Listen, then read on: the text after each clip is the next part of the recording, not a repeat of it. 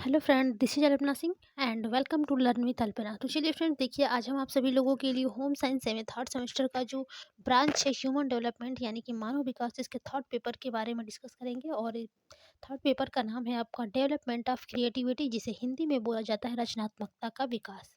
तो देखिए आज हम इसके मैराथन क्लास को करेंगे, ठीक है। यानी कि इसमें हमने लिए हैं 30 question, short answer type question और आपका very short answer type question, ठीक है। तो चलिए सबसे पहले फ्रेंड्स क्वेश्चन की शुरुआत करें। इसके पहले आप सभी लोग चैनल को लाइक एंड सब्सक्राइब कर दीजिए। चैनल है लर्न विद अल्पना, और अपने सभी दोस्तों में व्हाट्सएप, फेसबुक, टेलीग्राम और इंस्टाग्राम के जरिए अपने दोस्तों को शेयर करिए। यानी कि जहाँ भी आपके दोस्त आपसे जुड़े हुए हैं वहाँ से आप लोग शेयर कर दीजिए, ताकि सभी लोगों को हेल्प मिल सके। ओके, देखिए आज हम यानी कि एक ही दिन का गैप है, तो मॉर्निंग में ही आप लोगों को ये क्लास दे रहे हैं, जिससे कि आप लोग पूरा आज यानी कि 24 घंटे में अच्छे से पढ़ लें, तैयारी कर लें अपना, ठीक है। ये पार्ट 1 रहेगा और इसी में देखिए महत्वपूर्ण क्वेश्चन हमने लिए हैं। यदि टाइम मिल पाता है, यदि हो सकता है तो पार्ट 2 की क्लास लेंगे, नहीं तो फिर इतना आप लोग के लिए इनफ है। और जो कुछ इंपॉर्टेंट क्वेश्चन है वो हम आप लोगों को टेलीग्राम चैनल पे उसका फ़ोटो लेकर के आप लोगों को भेज देंगे, ठीक है, यदि क्लास नहीं हो पाता है तो। और 3-4 क्वेश्चन आपको लॉन्ग क्वेश्चन भी दिए गए हैं, उसको भी आप लोग पढ़ लीजिए। और बहुत पुरानी क्लास है, एक लगभग 1-2 महीने पहले की होगी, 1 डेढ़ महीने की, 1 घंटे की क्लास है इंट्रोडक्शन क्लास में। उसमें रचनात्मकता के बारे में पूरी डिटेल जानकारी है, ठीक है। तो उस क्लास को भी आप लोग ज़रूर देखिएगा, वो 1 घंटे की क्लास है। तो चलिए सबसे पहले अब हम लोग अपने all short and very short answer type question को देखते हैं क्या है, ठीक है। तो चलिए देखिए, सबसे पहला क्वेश्चन आपसे पूछा है कि सृजनशीलता तथा बुद्धि पर संक्षिप्त टिप्पणी लिखिए, ठीक है।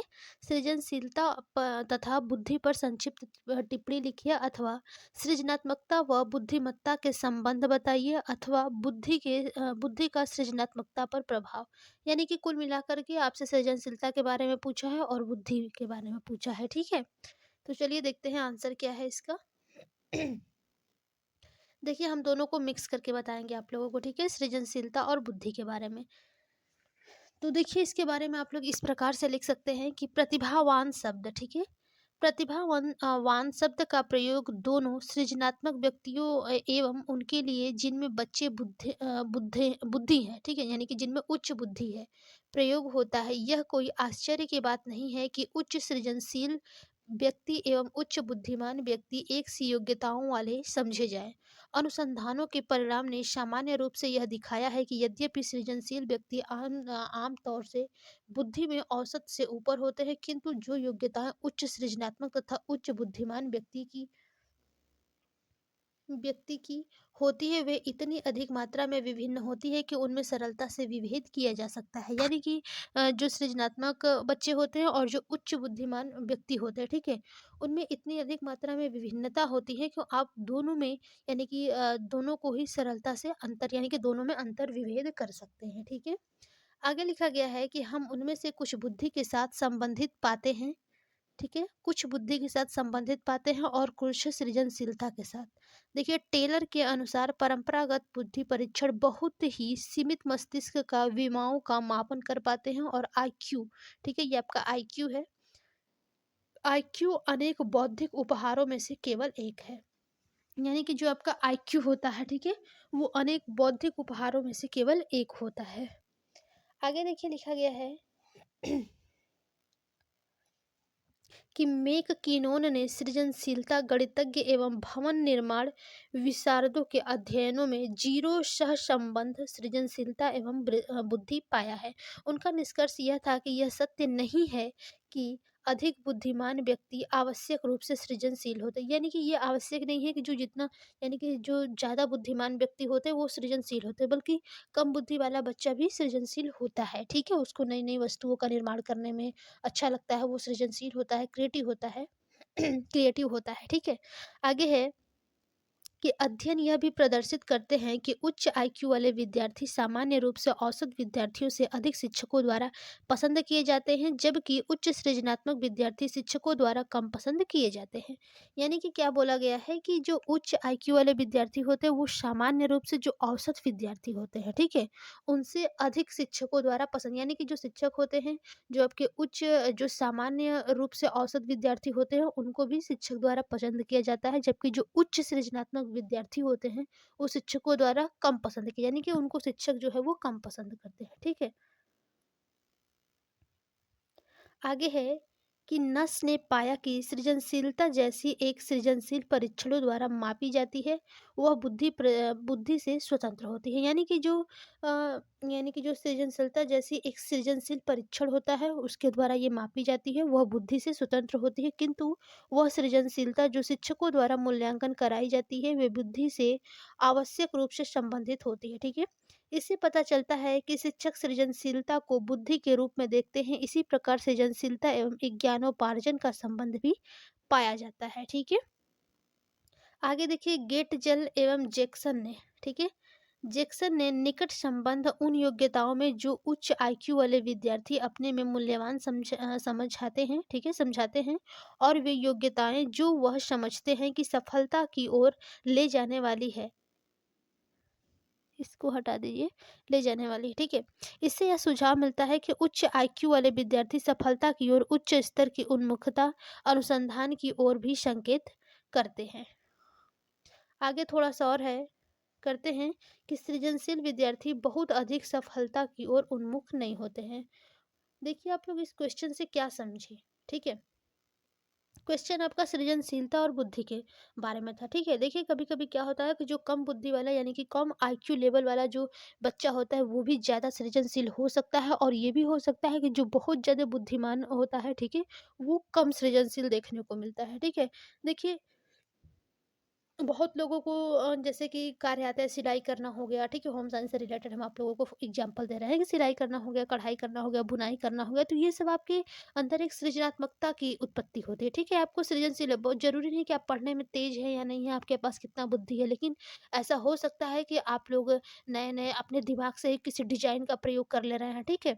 या फिर कोई लड़का है, जैसे कि लड़के हैं, तो वो अलग अलग तरीके से मैकेनिकल, जैसे कि लाइट, बिजली, पंखा, ठीक है, इस सब के बारे में थोड़ा-सा अलग ही उनका दिमाग चलता है। ज़रूरी नहीं होता है कि वो पढ़ने में तेज़, बहुत लोग क्या होता है कि पढ़े लिखे कुछ नहीं है, 8 फेल हैं, 10 फेल है, 12 फेल हैं, ठीक है? फिर भी वो वेल्डिंग का काम और जो आपके बिजली विभाग वाला जो भी काम होता है बिजली से संबंधित, वो इतने अच्छे तरीके से कर लेते हैं कि लगता नहीं है कि वो पढ़े लिखे नहीं है, ठीक है? तो एक सृजनशीलता क्या होता है, क्रिएटिविटी, बच्चा क्या होता है, सृजनशील होता है, वो अलग-अलग चीज़ों का निर्माण कर सकता है, ठीक है? तो आई होप आप सभी लोगों को समझ में आ गया। ये देखिए किताबी भाषा है, ठीक है? हम आपको अपने लैंग्वेज में समझा दिए। यदि आप लिखना चाहेंगे एग्जाम में तो अपने लैंग्वेज में लिखिए, या फिर आप किताबी भाषा के बारे में लिखिए, दोनों को ही हम आप लोगों को बता दिए, ठीक है? देखिए अगला क्वेश्चन है आपका कि बालक की सृजनशीलता के लिए शिक्षक और अभिभावक के क्या दायित्व हैं? यानी कि जो बालक है उसके शिक्षा के लिए 1 मिनट, थोड़ा सा 1 मिनट रुकिएगा आप लोग।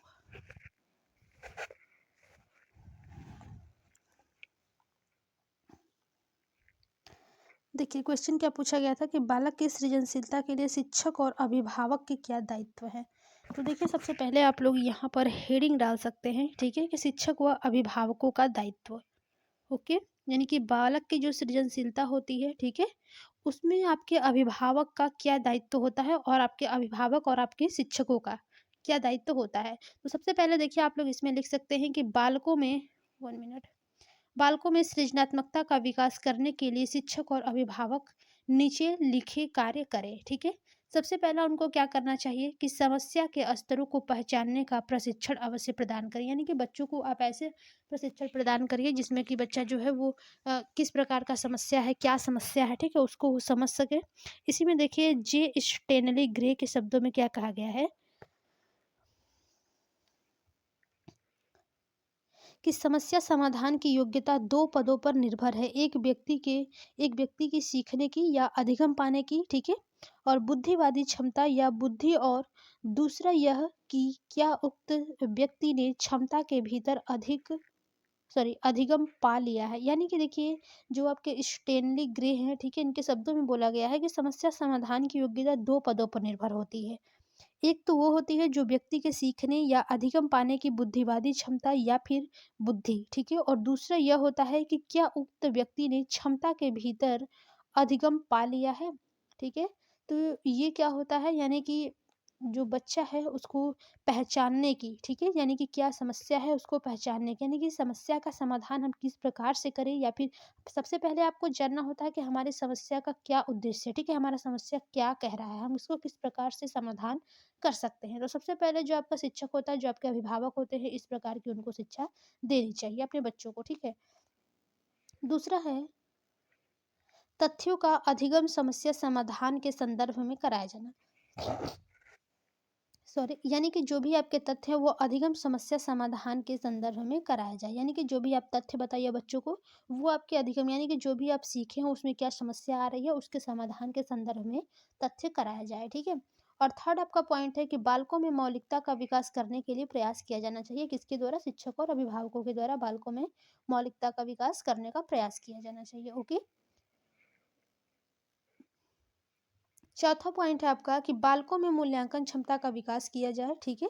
और पांचवा है कि बालकों के प्रश्नों के प्रति सम्मान का भाव रखें, यानी कि बालकों के जो भी प्रश्न हैं उनके प्रश्नों के प्रति आप सम्मान का भाव करिए, यानी कि जो बच्चा प्रश्न कर रहा है उसको डांटें नहीं, अच्छे से समझाएं, बताएं, ठीक है? चाहे वो अभिभावक हो चाहे वो शिक्षकगण हो। अगला पॉइंट है कि बालकों के असाधारण और कल्पनात्मक विचारों पर ध्यान दें, यानी कि बालक के जो भी असाधारण और यानी कि जो भी असाधारण विचार हैं उनके, या फिर जो भी उनके काल्पनिक विचार है, ठीक है? उस पर आप ध्यान दीजिए। कौन देगा? आपके शिक्षक और अभिभावक देंगे। ओके। अगला पॉइंट है कि बालकों के समक्ष इस प्रकार का प्रदर्शन करें कि उनके विचारों और कल्पनाओं में आपकी रुचि है, यानी कि आप बालकों के समक्ष इस प्रकार से प्रदर्शन करें, ठीक है? कि बच्चों को ऐसा लगे कि जो बच्चे के विचार हैं या फिर जो भी बच्चे की कल्पना है आप उसके प्रति रुचि ले रहे हैं, आप उसके प्रति क्या कर रहे हैं, इंटरेस्ट है आप में, ठीक है? तो इस प्रकार से देखिए शिक्षक और अभिभावक की बालक की सृजनशीलता के लिए दायित्व होता है, ठीक है? चलिए अगले क्वेश्चन की ओर चलते हैं। देखिए अगला क्वेश्चन है कि सृजनात्मकता के संवर्धन एवं मापन से आप क्या समझती हैं, ठीक है? तो देखिए जो सृजनशीलता है इसके संवर्धन और मापन से आप क्या समझती है, तो सबसे पहले आंसर में हम लोग लिखेंगे सृजनशीलता का संवर्धन, ठीक है? देखिए सृजनशीलता के संवर्धन में हम लोग लिखेंगे कि सृजनशील बालक की पहचान सृजनशीलता की माप द्वारा की जा सकती है, और टोरेंस महोदय के अनुसार बालकों में सृजनशीलता की माप करना निम्नलिखित कारणों में सहायक है। यानी कि टोरेंस कहते हैं कि जो भी आप बालकों की सृजनशीलता की माप कर रहे हैं, ठीक है? उसके निम्नलिखित कारण सहायक हैं, ठीक है? यानी कि सृजनशीलता के संवर्धन में। तो चलिए देखते हैं इसके क्या-क्या कारण है टोरेंस के अनुसार, ठीक है? पहला तो देखिए इसमें पॉइंट दिया गया है कि बालकों में सृजनात्मक व्यवहार की माप हमारी मानव मन और व्यक्तित्व संबंधी समझ में वृद्धि कर देती है, ठीक है? और दूसरा है कि बालकों की सृजनशीलता की माप व्यक्तिगत शिक्षण में सहायक होती है। और थर्ड पॉइंट है आपका कि सृजनशीलता की माप मानसिक वृद्धि के निर्देशन में सहायक होती है, मानसिक स्वास्थ्य के स्तर का संकेत देती है एवं सुधारात्मक कार्यक्रम के आयोजन करने के संबंध में सूत्रपात कर देती है। और लास्ट आपका चौथा होगा इसमें कि बालक में सृजनात्मक व्यवहार की माप कार्यक्रम पदार्थों एवं प्रविधियों के मूल्यांकन में सहायक होती है। ठीक है, तो ये क्या था फ्रेंड्स, ये टोरेंस के अनुसार जो आपके यानी कि बालकों की सृजनशीलता की माप करने में जो निम्नलिखित कारण सहायक होते हैं, ये वो हैं आपके 4 पॉइंट, ठीक है? अब अगला है आपका सृजनशीलता का मापन, यानी कि सृजनशीलता का आप मापन किस प्रकार से कर सकते हैं? देखिए, इसमें आप लिख सकते हैं कि अब सृजनशीलता के मापन के लिए कई परीक्षण विकसित हो गए हैं, ठीक है? टोरेंस की सृजनशीलता के लिए बनाई हुई परीक्षण बैटरी शाब्दिक सृजनशीलता का मापन 7 क्रियाओं द्वारा करती है, ठीक है? 7 क्रियाओं द्वारा करती है, और आकृति सृजनशीलता का मापन 3 क्रियाओं द्वारा होती है। एक विषयी जो टोरेंस बैटरी परीक्षण दे रहा है, ठीक है?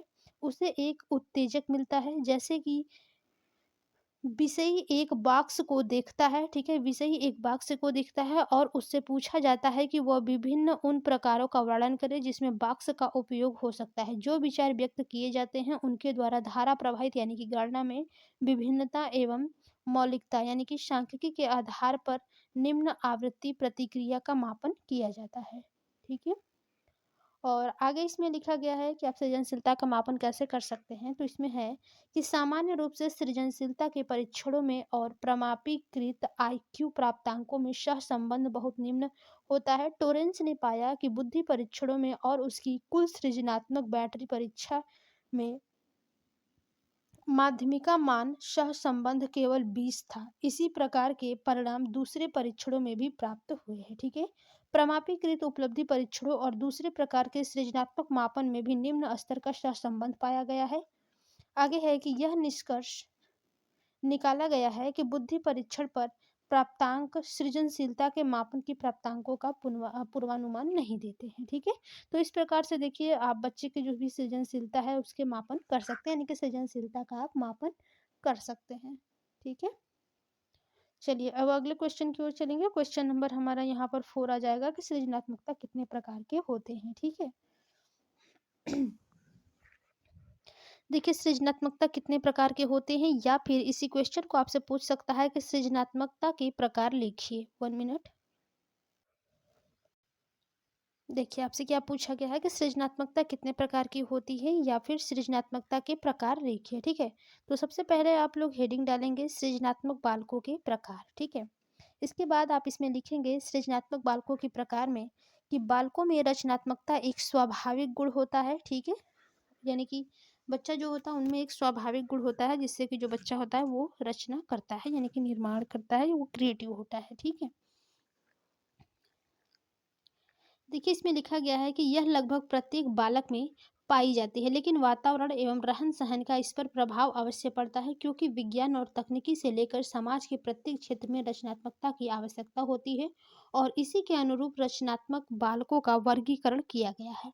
बिल्कुल सही बात है। देखिए आप जब भी यानी कि सृजनात्मक बालकों के प्रकार में देखेंगे तो आप हर एक क्षेत्र में देखेंगे कि जो भी आपके बालकों में, यानी कि बालकों में जो भी पाई जाने वाली रचनात्मकता होती है, ठीक है, उस पर आपके वातावरण का, रहन-सहन का प्रभाव जो होता है वो अवश्य ही पड़ता है। क्योंकि देखिए विज्ञान और तकनीकी से लेकर समाज के जो प्रत्येक कार्य क्षेत्र है उसमें रचनात्मकता की क्या होती है, आवश्यकता होती है। ठीक है, तो चलिए देख लेते हैं हम लोग रचनात्मक बालकों का वर्गीकरण किस प्रकार से किया गया है। ठीक है, पहला देखिए इसमें है वैज्ञानिक रचनात्मकता। ठीक है, जिसमें नए प्रयोग एवं शोध किए जाते हैं, यानी कि नया प्रयोग किया जाता है, रिसर्च किया जाता है। दूसरा आपका होता है तकनीकी रचनात्मकता, जिसमें नया कार्य या फिर तकनीकी के कार्य किए जाते हैं। ओके, यानी कि 1 मिनट, सॉरी। देखिए पहला जो था वो क्या था, वैज्ञानिक रचनात्मकता, और दूसरा है आपका तकनीकी रचनात्मकता, और तीसरा आपका है साहित्यिक रचनात्मकता, जिसमें आप लेखन लिखते हैं। ठीक है, कविता, कहानी आदि ये सब आता है। और चौथा होता है सौंदर्यात्मक रचनात्मकता, जिसमें आप नई विधि का प्रयोग करते हैं। पांचवा होता है शैक्षिक रचनात्मकता, जिसमें शिक्षा में नए प्रयास, दर्शन आदि किए जाते हैं। और आपका छठवां होता है संगीतिक रचनात्मकता, जिसमें नई धुन, संगीत, लय आदि का प्रयोग होता है। ठीक है, यानी कि जो बच्चे होते हैं। और आपका सातवां देखिए है, 8 2 और बचे हैं। ठीक है, सातवां है कलात्मक रचनात्मकता, जिसमें नई कला, आकार आदि का यानी कि सृजन होता है। और चौथा है आपका औद्योगिक रचनात्मकता, जिसमें नए कार्य व उद्योग का यानी कि उद्योग के विचारों का सृजन होता है। ठीक है, तो देखिए जो बच्चे में सृजनात्मकता के प्रकार होते हैं वो यहाँ पर आप 8 प्रकार से कर देख सकते हैं। ठीक है, पहला आपका वैज्ञानिक रचनात्मकता हो गया, दूसरा आपका तकनीकी रचनात्मकता हो गया, तीसरा आपका साहित्यिक रचनात्मकता हो गया, चौथा आपका सौंदर्यात्मक रचनात्मकता, पाँचवां है आपका शैक्षिक रचनात्मकता, और छठवां है आपका सांगीतिक रचनात्मकता, और सातवां है कलात्मक रचनात्मकता, और लास्ट आपका आठवां है औद्योगिक रचनात्मकता। ठीक है, तो आई होप फ्रेंड्स आप सभी लोगों को ये टॉपिक समझ में, यानी कि ये जो क्वेश्चन था ये समझ में आ गया होगा। ठीक है, चलिए अब हम लोग देखिए अगले क्वेश्चन की ओर चलेंगे और देखेंगे अगला क्वेश्चन हमारा क्या कहता है। देखिए अगला क्वेश्चन है आपका कि सृजनात्मकता को परिभाषित कीजिए, अथवा सृजनात्मकता क्या है बताइए। तो देखिए ये हम आप लोगों को जो 1 घंटे का क्लास दिए हैं, ठीक है, क्लास फर्स्ट होगा, आपके प्लेलिस्ट में जाकर पढ़िएगा, उसमें हम इस सब के बारे में सब कुछ डिटेल में पढ़ाए हुए हैं। ठीक है, तब भी चलिए हम आप लोगों को यहाँ पर इसकी परिभाषा बता देते हैं। देखिए आप लोग उत्तर डालिएगा और यहाँ पर लिखना स्टार्ट करिएगा कि मानव जीवन में नित्य नूतन परिवर्तन हो रहे हैं। नवीन परिस्थितियों का सामना व्यक्ति को यानी कि नवीन परिस्थितियों का सामना जो है वो व्यक्ति को करना पड़ रहा है। व्यक्ति इन परिस्थितियों का सामना और समायोजन तभी सरलतापूर्वक कर सकता है जबकि उसमें सृजनात्मकता हो, ठीक है। अतः बालकों में सर्जन की प्रतिभा का विकास करना अनिवार्य है, यानी कि जो भी सर्जन की प्रतिभा का विकास करना होता है वो क्या होता है, अनिवार्य होता है। आगे देखिए लिखा गया है सृजनात्मकता की मुख्य परिभाषाएं निम्नलिखित है। सृजनात्मकता की निम्न परिभाषाएं निम्नलिखित है। तो सबसे पहले देखिए आपका पहला जो परिभाषा है वो आपका क्या है, मेडनिक के अनुसार है, ठीक है। मेडनिक के अनुसार देखिए कहा गया है कि सृजनात्मक चिंतन में साहचर्य के तत्वों का मिश्रण रहता है जो विशिष्ट आवश्यकताओं की पूर्ति हेतु संयोगशील होते हैं या किसी अन्य रूप में लाभदायक होते हैं। नवीन संयोग के विचार जितने कम होंगे सृजनात्मकता की संभावना उतनी ही अधिक होगी, ठीक है। तो ये आपका मेडनिक के अनुसार था। दूसरा है आपका जेम्स ड्रेवर के अनुसार। देखिए जेम्स ड्रेवर के अनुसार सृजनात्मकता की परिभाषा है, उसमें बोला गया है कि अनिवार्य रूप से किसी नई वस्तु का सर्जन करना है। रचना यानी कि विस्तृत अर्थ, जहाँ पर नए विचारों का संग्रह हो वहाँ प्रतिभा का सर्जन विशेषतः तब जबकि स्वयं प्रेरित हो न कि अनुकृत, जहाँ पर मानसिक सर्जन आह्वान न हो, ठीक है। ये आपका जेम्स ड्रेवर के अनुसार है। जो आप लोगों को इजी लगेगा वो आप लोग नोट करके याद कर लीजिएगा। और थर्ड आपका परिभाषा है सृजनात्मकता का सीवी गुड के अनुसार। इसमें लिखा गया है, यानी कि सीवी गुड के अनुसार है कि सृजनात्मकता वह विचार है जो किसी समूह में विस्तृत सातत्य का निर्माण करता है। सृजनात्मकता के कारक साहचर्य, आदर्शात्मक मौलिकता, अनुकूलता, सात्यता, लोच एवं तार्किक विकास की योग्यता, ठीक है। ये आपके सीवी गुड के अनुसार रचनात्मकता की परिभाषा को बताया गया है। तो देखिए परिभाषा भी आप लोगों को समझ में आया होगा, और फर्स्ट क्लास में हम आप लोगों को इजी इजी परिभाषा बताए हैं, डिफिनेशन, तो वही आप लोग याद कर लीजिएगा, ज़्यादा आप लोगों के लिए सही रहेगा। क्योंकि ये सब जितने भी तीन आपके थे ये तीनों ही लॉन्ग थे, और जो उस क्लास में हम पढ़ाए हैं आपके फर्स्ट वाले क्लास में उसमें पढ़िएगा, उसमें आप लोगों को शॉर्ट डिफिनेशन मिल जाएगा, ठीक है। अगला आपका है कि सृजनात्मक कार्य की विशेषताएं तथा इसके आधार बताइए। तो सबसे पहले देखिए सृजनात्मक कार्य की विशेषताएं क्या है कि सृजनात्मक कार्य जो होता है वो उपयोगी हो, समाज मान्यता प्रदान करे, ठीक है, नवीनता हो अथवा दो से अधिक वस्तुओं के मिलन से उत्पन्न हो, और लास्ट आपका चौथा है प्रतिभा विकसित होती है, ठीक है। सृजनात्मकता से क्या होती है, प्रतिभा विकसित होती है। और नीचे है आपका देखिए आधार, क्योंकि देखिए यहाँ पर पूछा गया था आपसे कि सृजनात्मकता की विशेषताएं तथा इसके आधार बताइए। तो देखिए सृजनात्मकता का क्या आधार होता है, इसमें लिखा गया है आधार में कि चिंतन इसका आधार है, ठीक है। सृजनात्मकता में आधार क्या होता है, चिंतन, ठीक है, चिंतन इसका आधार है। बालकों के लिए सृजनात्मकता का बड़ा महत्व है। गिलफोर्ड ने सृजनात्मकता की पहचान हेतु नीचे लिखे तत्वों को आवश्यक माना है। चलिए देखते हैं गिलफोर्ड के अनुसार कौन कौन से तत्व आवश्यक माना गया है आधार के लिए सृजनात्मकता के। पहला इसमें तात्कालिक स्थिति से परे जाने की योग्यता होनी चाहिए, ठीक है। दूसरा है समस्या या उसके अंश की पुनर्व्याख्या। तीसरा है असामान्य तथा प्रासंगिक विचारों का सामंजस्य। और चौथा है आपका अन्य व्यक्ति के विचारों में परिवर्तन करना। ये सब आपके सृजनात्मकता के आधार हैं। गिलफोर्ड के अनुसार 4 पॉइंट इसमें दिए गए हैं, ठीक है। तो आई होप समझ में आ गया होगा विशेषता और आधार। चलिए अगला क्वेश्चन है आपका कि सृजनशील बालकों को पहचानने की क्या आवश्यकता है। अब देखिए जो आपसे क्वेश्चन पूछे गए हैं कि सृजनशील बालकों को पहचानने की क्या आवश्यकता है, इसके बारे में देखिए आप लोग लिख सकते हैं उत्तर में कि सृजनशील बालक को पहचानने की जरूरत सृजनशीलता की माप करना कोई सुगम कार्य नहीं है, ठीक है। इसके लिए निरंतर धैर्य रखने की आवश्यकता होती है। बालक की सृजनशीलता की माप करना टॉरेंस महोदय ने नीचे लिखे कारणों से आवश्यक बताया है, ठीक है। यानी कि टॉरेंस ने बताया है कि जो भी आपके कारण है, ठीक है, यानी कि सृजनशील बालकों को पहचानने के उसके कारण जो है वो आवश्यक बताया है। तो चलिए देख लेते हैं कौन कौन से कारण आवश्यक रूप से हैं सृजनशील बच्चों को पहचानने के लिए। पहला इन्होंने बताया है टॉरेंस ने कि बालक के सृजनात्मक व्यवहार की माप हमारे मानव मन और व्यक्तित्व संबंधी समझ में वृद्धि कर देती है, ठीक है, ये टॉरेंस के अनुसार है। दूसरा है कि इनमें मानसिक वृद्धि के निर्देश में सहायता मिलती है। मानसिक स्वास्थ्य के स्तर का संकेत देती है एवं सुधारात्मक कार्यक्रम का आयोजन करने के संबंध में सूत्र प्रदान करती है। तीसरा आपका पॉइंट दिया गया है टॉरेंसन के अनुसार कि जो बालक की सृजनात्मकता के जो आवश्यक कारण है वो क्यों है, ठीक है, यानी कि उनको जानना क्यों आवश्यक है। तीसरा है कि बालक को सृजनात्मक व्यवहार की माप कार्यक्रम पदार्थों एवं प्रविधियों के मूल्यांकन में सहायता देती है। और लास्ट आपका चौथा है कि बालकों के सृजनात्मक व्यवहार की माप वृद्धि करने की क्षमता के संबंध में प्रमाण प्रदान करती है तथा भविष्य में निर्देशन की जरूरत भी बता देती है। ठीक है, तो ये सब आपके टॉरंसन के अनुसार थे कि जो भी आपके सृजनशील बालकों को जानने की आवश्यकता के कारण है। ठीक है, ये आपके 4 पॉइंट इसमें दिए गए हैं। देखिए अगला क्वेश्चन है आपका, सृजनात्मकता का महत्व बताइए अथवा सृजनात्मकता से होने वाले 2 लाभों के बारे में लिखिए। यानी कि सृजनात्मकता के महत्व बताइए या फिर सृजनात्मकता से होने वाले जो 2 लाभ हैं उसके बारे में बताइए। तो सबसे पहले आप लोग आंसर लिखेंगे और उसमें हेडिंग डालेंगे सृजनात्मकता का महत्व। अब इसके बारे में थोड़ा सा इस प्रकार से लिख सकते हैं कि सृजनात्मकता के महत्व को निम्न प्रकार से व्यक्त किया जा सकता है। तो चलिए देखते हैं सृजनात्मकता के महत्व को किस प्रकार से लिखा गया है। पहला पॉइंट लिखा है कि सृजनात्मकता से समाज व व्यक्ति दोनों का हित होता है। ठीक है, यानी कि सृजनात्मकता से समाज और व्यक्ति दोनों का हित होता है। और दूसरा पॉइंट है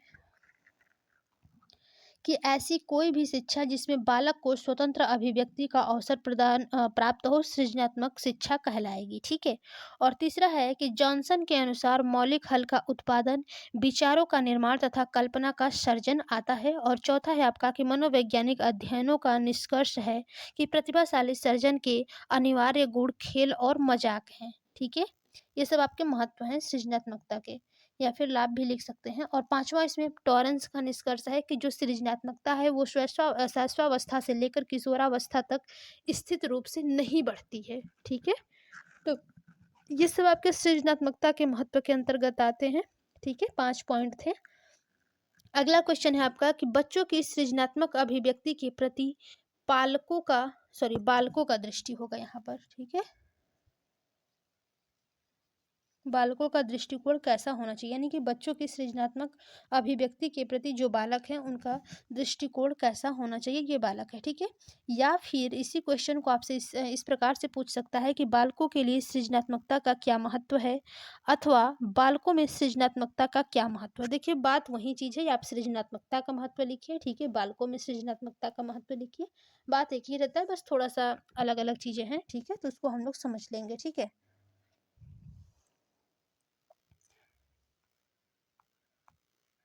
चलिए ठीक है, क्वेश्चन थोड़े से लॉन्ग है, देखते हैं क्या है।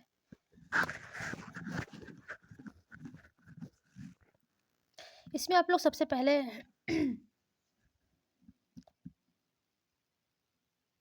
1 मिनट यहाँ पर थोड़ा, चलिए सही है, यहाँ पर पालक ही होगा। ठीक है, पालकों का।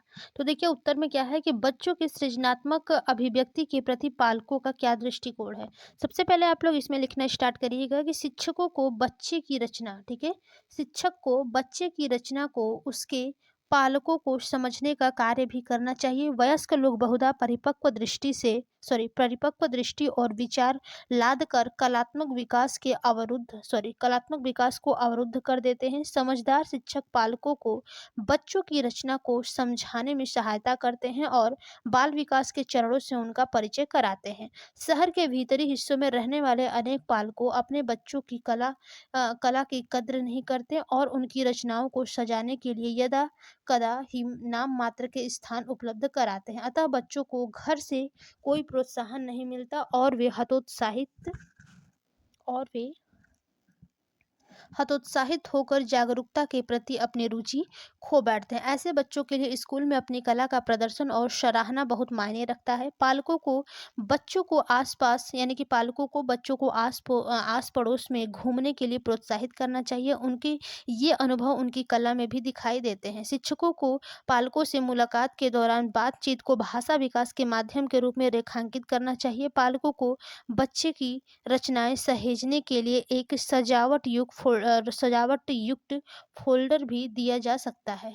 ठीक है, और आगे देखिए है कि शिक्षकों को पालकों के कलर बुक के इस्तेमाल के बारे में भी बात करनी चाहिए। कई बार पालकों को बच्चों की कमजोर कला क्षमता और सीमा के अंदर रंग न भर पाने की शारीरिक अक्षमता को पहचानने के लिए मदद की आवश्यकता होती है। उन्हें महसूस करना चाहिए कि पैटर्न बच्चों में आत्मविश्वास को छीनकर सीखने के लिए आवश्यक कल्पना शक्ति और स्वेच्छा को खत्म कर सकते हैं। ठीक है, शिक्षक व बड़ों द्वारा बनाए गए मॉडल बच्चों से स्वयं को अभिव्यक्त करने के अवसर छीन सकते हैं।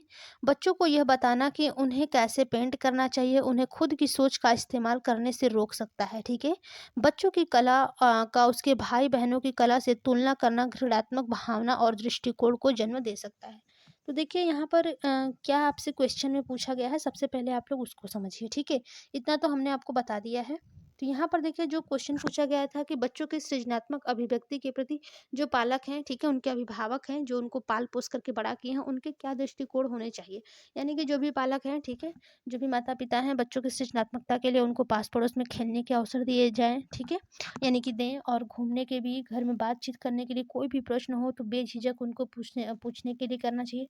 लेकिन ऐसा क्या होता है, कभी-कभी जो भी अभिभावक होते हैं, उनको ये सब चीज़ें करने से रोकते हैं, जिससे कि उनके हीन भावना आ जाती है और उनके ही भाई-बहनों में तुलना कर देते हैं, और ये तो सबसे बड़ा गंदा काम है, घृणात्मक काम है। ठीक है?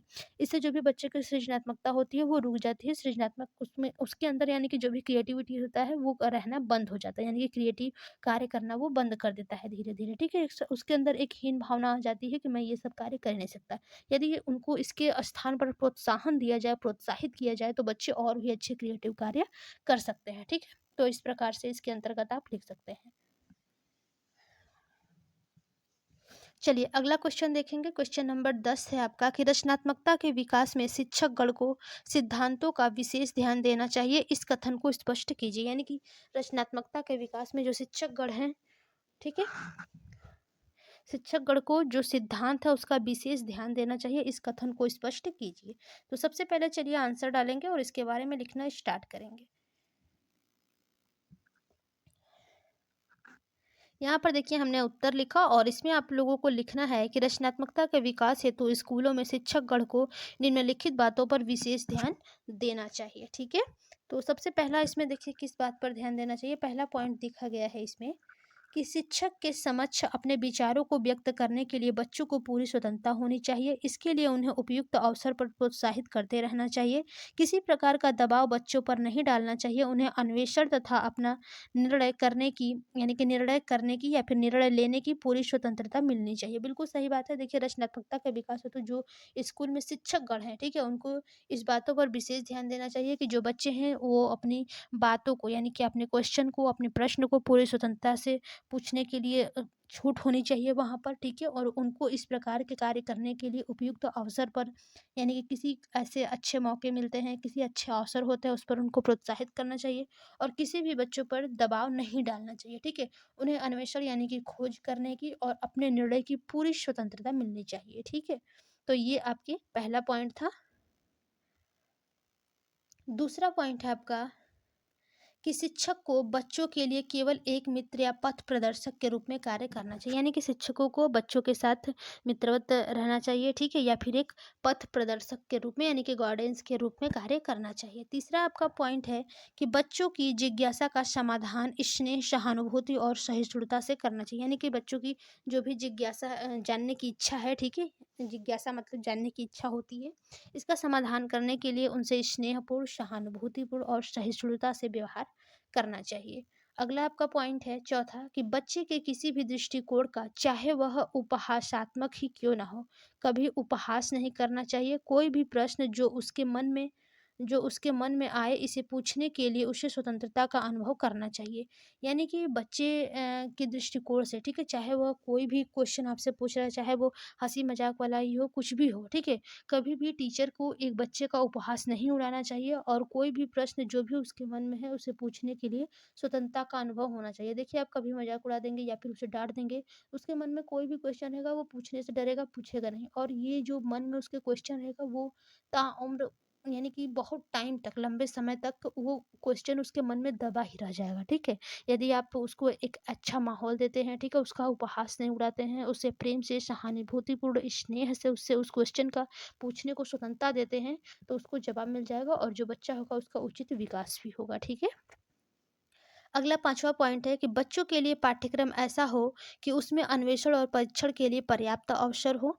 पाठ्यवस्तु की सामग्री को केवल रटने का ही काम बच्चों का नहीं होना चाहिए। बिल्कुल सही बात है, यानी कि बच्चों के लिए जो भी उसका पाठ्यक्रम होना चाहिए, ठीक है? उसमें अन्वेषण और परीक्षण के लिए पर्याप्त अवसर, यानी कि अन्वेषण यानी कि खोज करने के लिए और परीक्षण करने के लिए पर्याप्त अवसर बच्चों को मिलना चाहिए। और जो भी पाठ्यवस्तु है उसकी सामग्री को केवल रटने का ही काम नहीं होना चाहिए, बल्कि बल्कि जो बच्चे हैं उनको समझाने का कार्य करना चाहिए, ठीक है? तो ये देखिए 5 आपके मोस्ट इम्पोर्टेंट पॉइंट थे और बहुत ही अच्छे पॉइंट थे, ठीक है? कि रचनात्मक विकास हेतु जो भी स्कूल में शिक्षकगण हैं, ठीक है? उनको किन-किन बातों पर ध्यान देना चाहिए। तो ये 5 पॉइंट आपके मोस्ट इम्पोर्टेंट हैं। देखिए क्वेश्चन में भी आपके आ सकते हैं ये क्वेश्चन, ठीक है? और सारे के सारे क्वेश्चन आपके रचनात्मकता से ही संबंधित है, तो आप लोग थोड़ा ध्यान दीजिएगा। सारे मतलब सबका एक ही है, बस थोड़ा-सा डिफरेंसेस है और थोड़ा-सा ही डिफरेंसेस आपके नंबर को काट देते हैं, ठीक है? 1 मिनट थोड़ा-सा पानी पी के उसके बाद फिर क्लास को कंटिन्यू करती हूँ।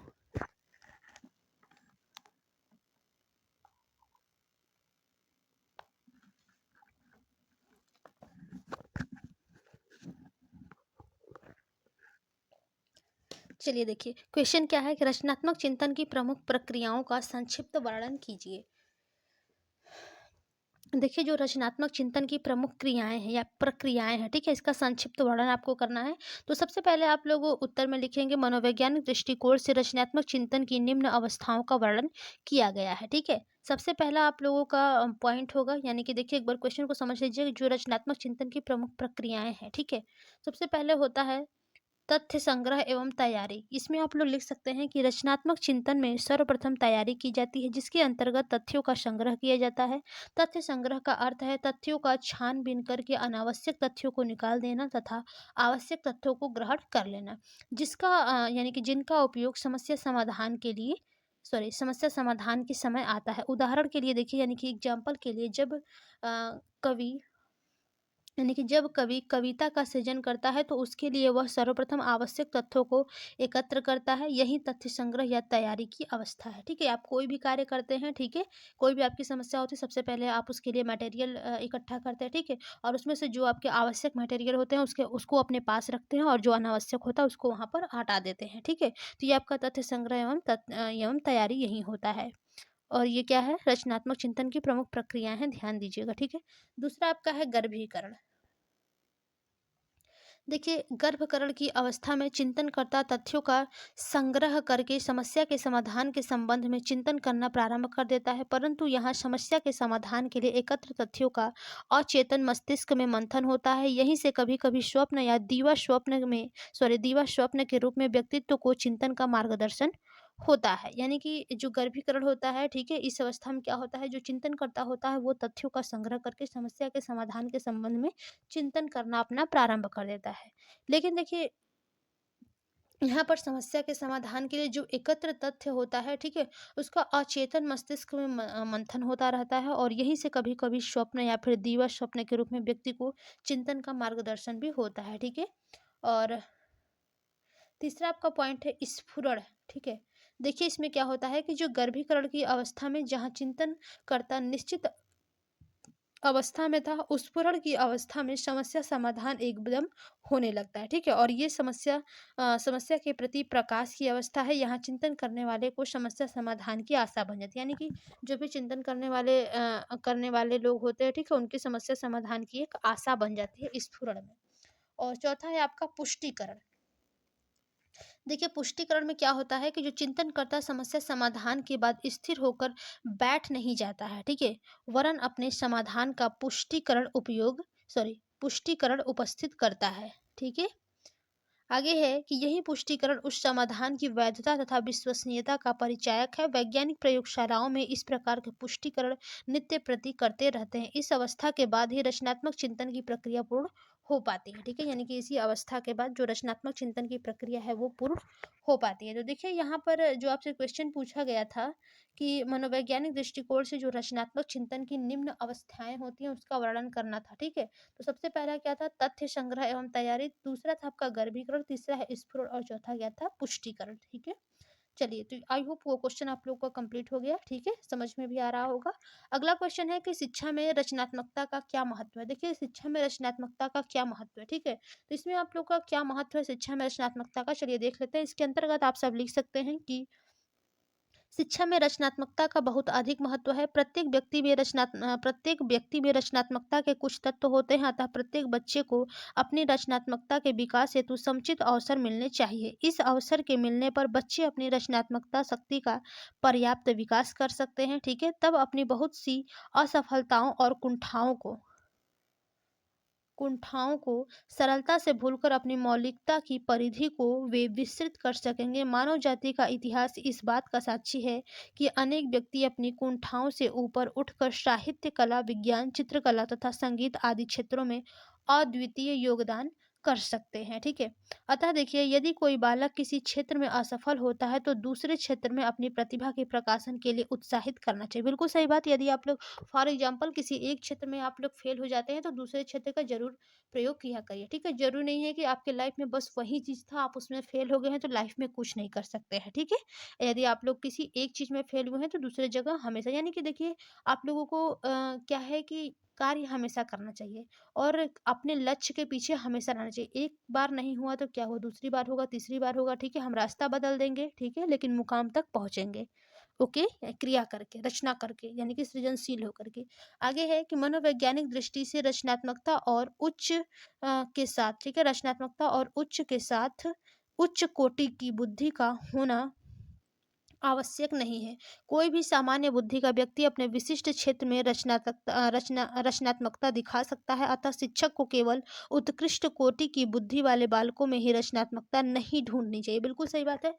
शिक्षक को भी देखिए यहाँ पर ध्यान देना चाहिए कि जो बच्चा है, ठीक है, केवल जो उच्च कोटि का बच्चा होता है उसी में ही केवल रचनात्मकता नहीं ढूंढना चाहिए, ठीक है? देखिए, हमने अभी ऊपर बताया था कि सामान्य बालक में भी रचनात्मकता की जो क्षमता होती है वो काफ़ी अच्छी होती है, ठीक है? एक प्रतिभाशाली बच्चे से ज़्यादा। आगे है कि वस्तुतः उसे प्रत्येक बालक को कुछ रचनात्मकता दिखाने के लिए उत्साहित करना चाहिए। यह सत्य है कि प्रौढ़ता और रचनात्मकता में घनिष्ठ संबंध होता है।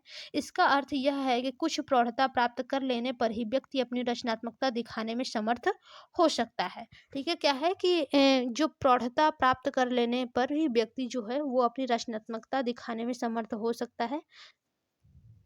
ये इसका अर्थ है, ठीक है? रचनात्मकता के घनिष्ठ संबंध होता है यहाँ पर। तो बिल्कुल सही बात है। देखिए, जो भी शिक्षा के क्षेत्र में, ठीक है, यदि क्या होता है कि फॉर एग्जांपल आप लोग टीचर बनने की ही तैयारी कर रहे हैं, ठीक है? टीचर नहीं बन पा रहे हैं, छँट जा रहे हैं किसी चीज़ में, ठीक है? तो कोई और फॉर्म आ रहा है, कोई और फॉर्म भरिए, क्या पता आप वहाँ पे हो जाएँगे, ठीक है?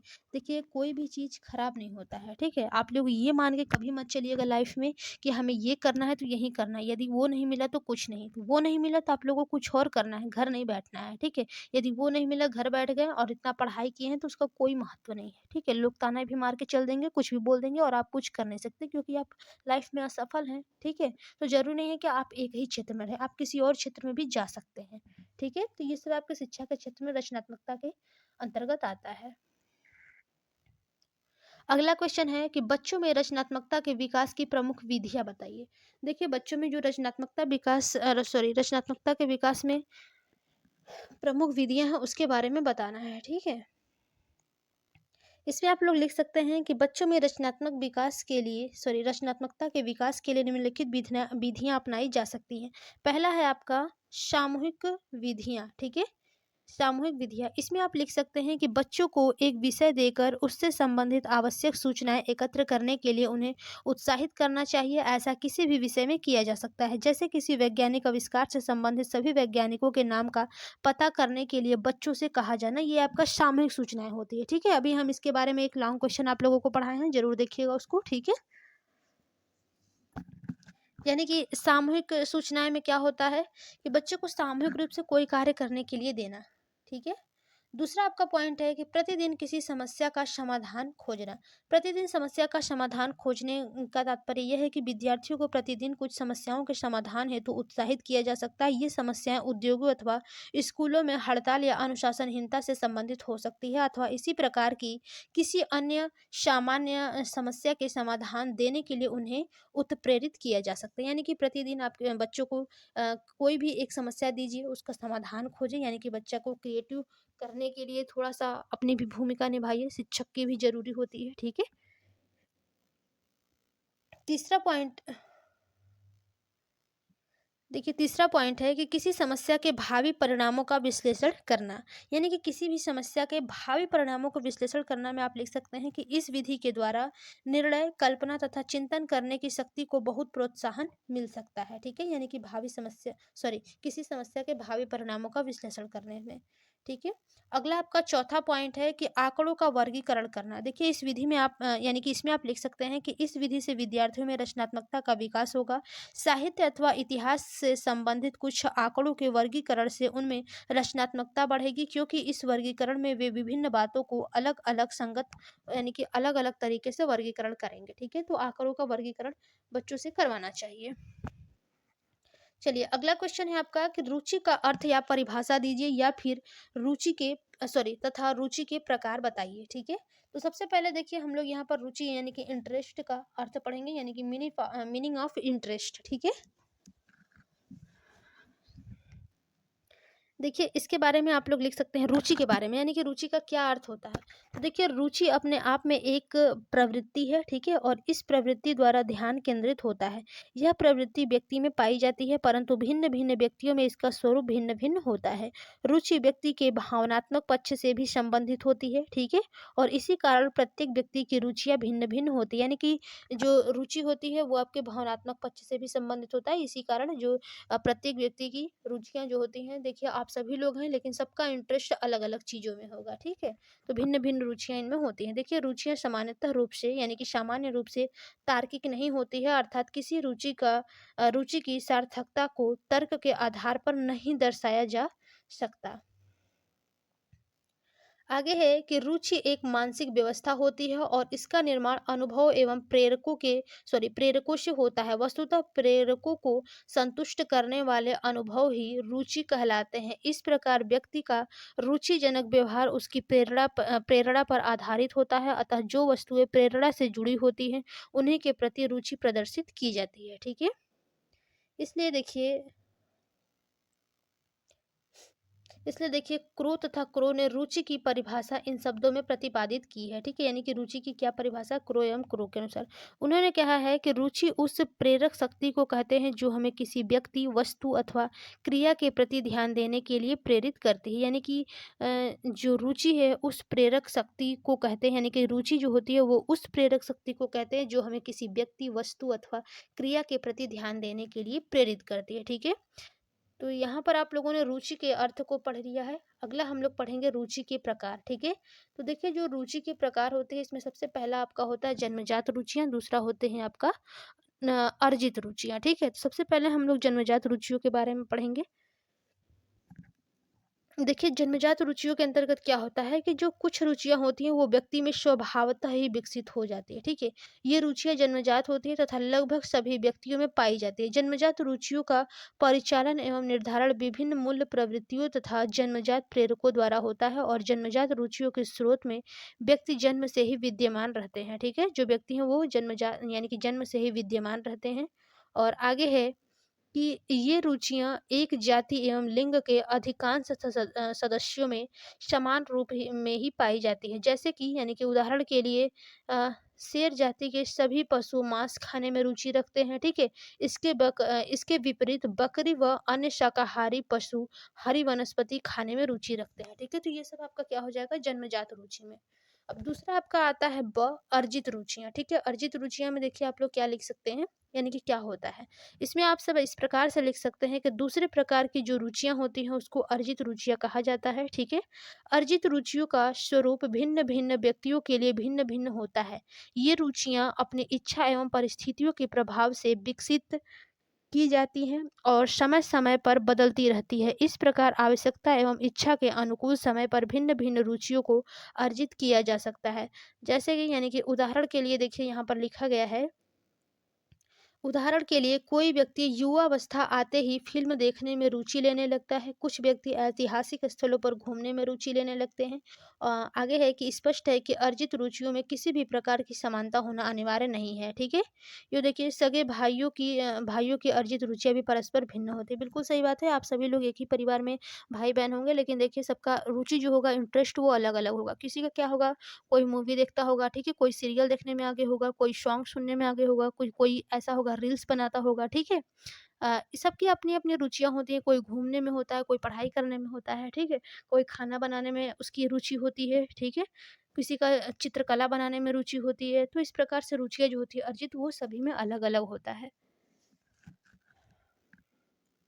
चलिए अगला क्वेश्चन है आपका कि रुचि एवं ध्यान के संबंध पर टिप्पणी कीजिए। यानी कि रुचि और ध्यान, यानी कि रुचि एवं ध्यान के संबंध पर टिप्पणी आपको लिखना है, ठीक है। तो यहाँ पर हम लोग आंसर लिखेंगे रुचि एवं ध्यान का संबंध, ठीक है। देखिए रुचि और ध्यान का संबंध किस प्रकार से है, इसमें आप लोग लिख सकते हैं कि ध्यान केंद्रित करने में विभिन्न आंतरिक दशाएं एवं प्रेरक सहायक होते हैं। रुचि का एक ऐसा मानसिक संस्कार है जो ध्यान को केंद्रित करने में सबसे अधिक सहायक होता है। रुचि व्यक्ति के ध्यान को अभिष्ट दिशा में प्रेरित कर प्रेरक के रूप में भी कार्य करती है। इस प्रकार रुचि को अवधान का मुख्यतम आधार माना जा सकता है। रुचि एवं ध्यान के संबंध के विषय में मनोवैज्ञानिकों की अलग अलग धारणाएं हैं, ठीक है। यानी कि रुचि और ध्यान के संबंध के विषय में जो भी मनोवैज्ञानिकों की अलग अलग धारणाएं हैं वो इस प्रकार से है। आगे देखिए लिखा गया है कि इन धारणाओं को अग्रलिखित 3 शीर्षकों के अंतर्गत स्पष्ट किया गया है, ठीक है। सबसे पहला है आपका कि अवधान का रुचि पर आधारित होना, ठीक है। पहला क्या है, अवधान का रुचि पर आधारित होना। इसमें आप लिख सकते हैं कि व्यक्ति उन्हीं वस्तुओं, कार्यों आदि पर ध्यान देता है जिनमें वह रुचि रखता है। जैसे कि क्रिकेट के खेल में रुचि रखने वाले का ध्यान ही उसकी कमेंट्री की ओर होता है, ठीक है। ओहो। और दूसरा है कि रुचि का अवधान पर आधारित होना। पहला था आपका अवधान का रुचि पर आधारित होना, दूसरा है आपका रुचि का अवधान पर आधारित होना, ठीक है। इसमें देखिए क्या हो जाएगा कि कुछ मनोवैज्ञानिकों के अनुसार रुचि का विकास अवधान की प्रक्रिया पर ही निर्भर होता है। यदि किसी विषय, वस्तु अथवा व्यक्ति पर हम निरंतर अपना ध्यान केंद्रित करें तो धीरे धीरे उसमें हमारी रुचि का विकास होने लगता है। जैसे क्या होता है, आप किसी के बारे में ज़्यादा सोचते हैं, ठीक है, तो उसके बारे में ही आपके अंदर एक रुचि का विकास हो जाएगा। आप हर टाइम उसके बारे में बात करेंगे, ठीक है, उसी के बारे में सोचेंगे। तो ऐसा लेकिन होना नहीं चाहिए, ठीक है। तो इस प्रकार से देखिए रुचि का अवधान यानी कि अवधान पर भी प्रभाव पड़ता है।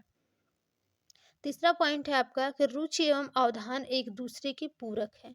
इसमें आप लिख सकते हैं कि इस धारणा के अनुसार रुचि एवं अवधान एक सिक्के के दो पहलू अथवा एक दूसरे के पूरक होते हैं। इसका आशय यह है कि ध्यान में वृद्धि होने से रुचि का विकास और रुचि का विकास होने से ध्यान का विकास होता है। यानी कि रुचि का विकास होने से ध्यान का विकास होता है और ध्यान में वृद्धि होने से रुचि का विकास होता है, ठीक है। इस प्रकार से रुचि और अवधान के बारे में आप लोगों ने समझ लिया होगा, ठीक है।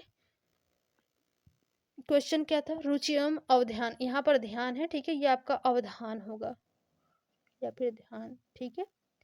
चलिए अगला है आपका क्वेश्चन, गिलफोर्ड के त्रिविमीय सिद्धांत। देखिए जो बुद्धि के सिद्धांत पे आपके मोस्ट इंपॉर्टेंट आपके गिलफोर्ड साहब है, ठीक है, इनका त्रिविमीय सिद्धांत दिया गया, इसके बारे में आपसे क्वेश्चन पूछा गया है, ठीक है। तो यहाँ पर आप लोग लिखना यानी कि इस प्रकार से लिख सकते हैं कि यहाँ पर गिलफोर्ड ने रहेगा, ठीक है। गिलफोर्ड ने अपनी पुस्तक बुद्धि का स्वरूप में, ठीक है, यानी कि बुद्धि का स्वरूप जो है वो गिलफोर्ड की पुस्तक का नाम है, ठीक है। स्वरूप में कारण विश्लेषण के ही आधार पर बुद्धि व एक सिद्धांत प्रतिपादित किया है, ठीक है। गिलफोर्ड के इस सिद्धांत को त्रिविमीय सिद्धांत या फिर बुद्धि संरचना सिद्धांत भी कहा जाता है, ठीक है। गिलफोर्ड के जो त्रिविमीय सिद्धांत है उसको बुद्धि संरचना का सिद्धांत भी कहा जाता है, ठीक है। आगे है कि गिलफोर्ड के अनुसार बुद्धि की 3 विमाएं होती हैं, ठीक है।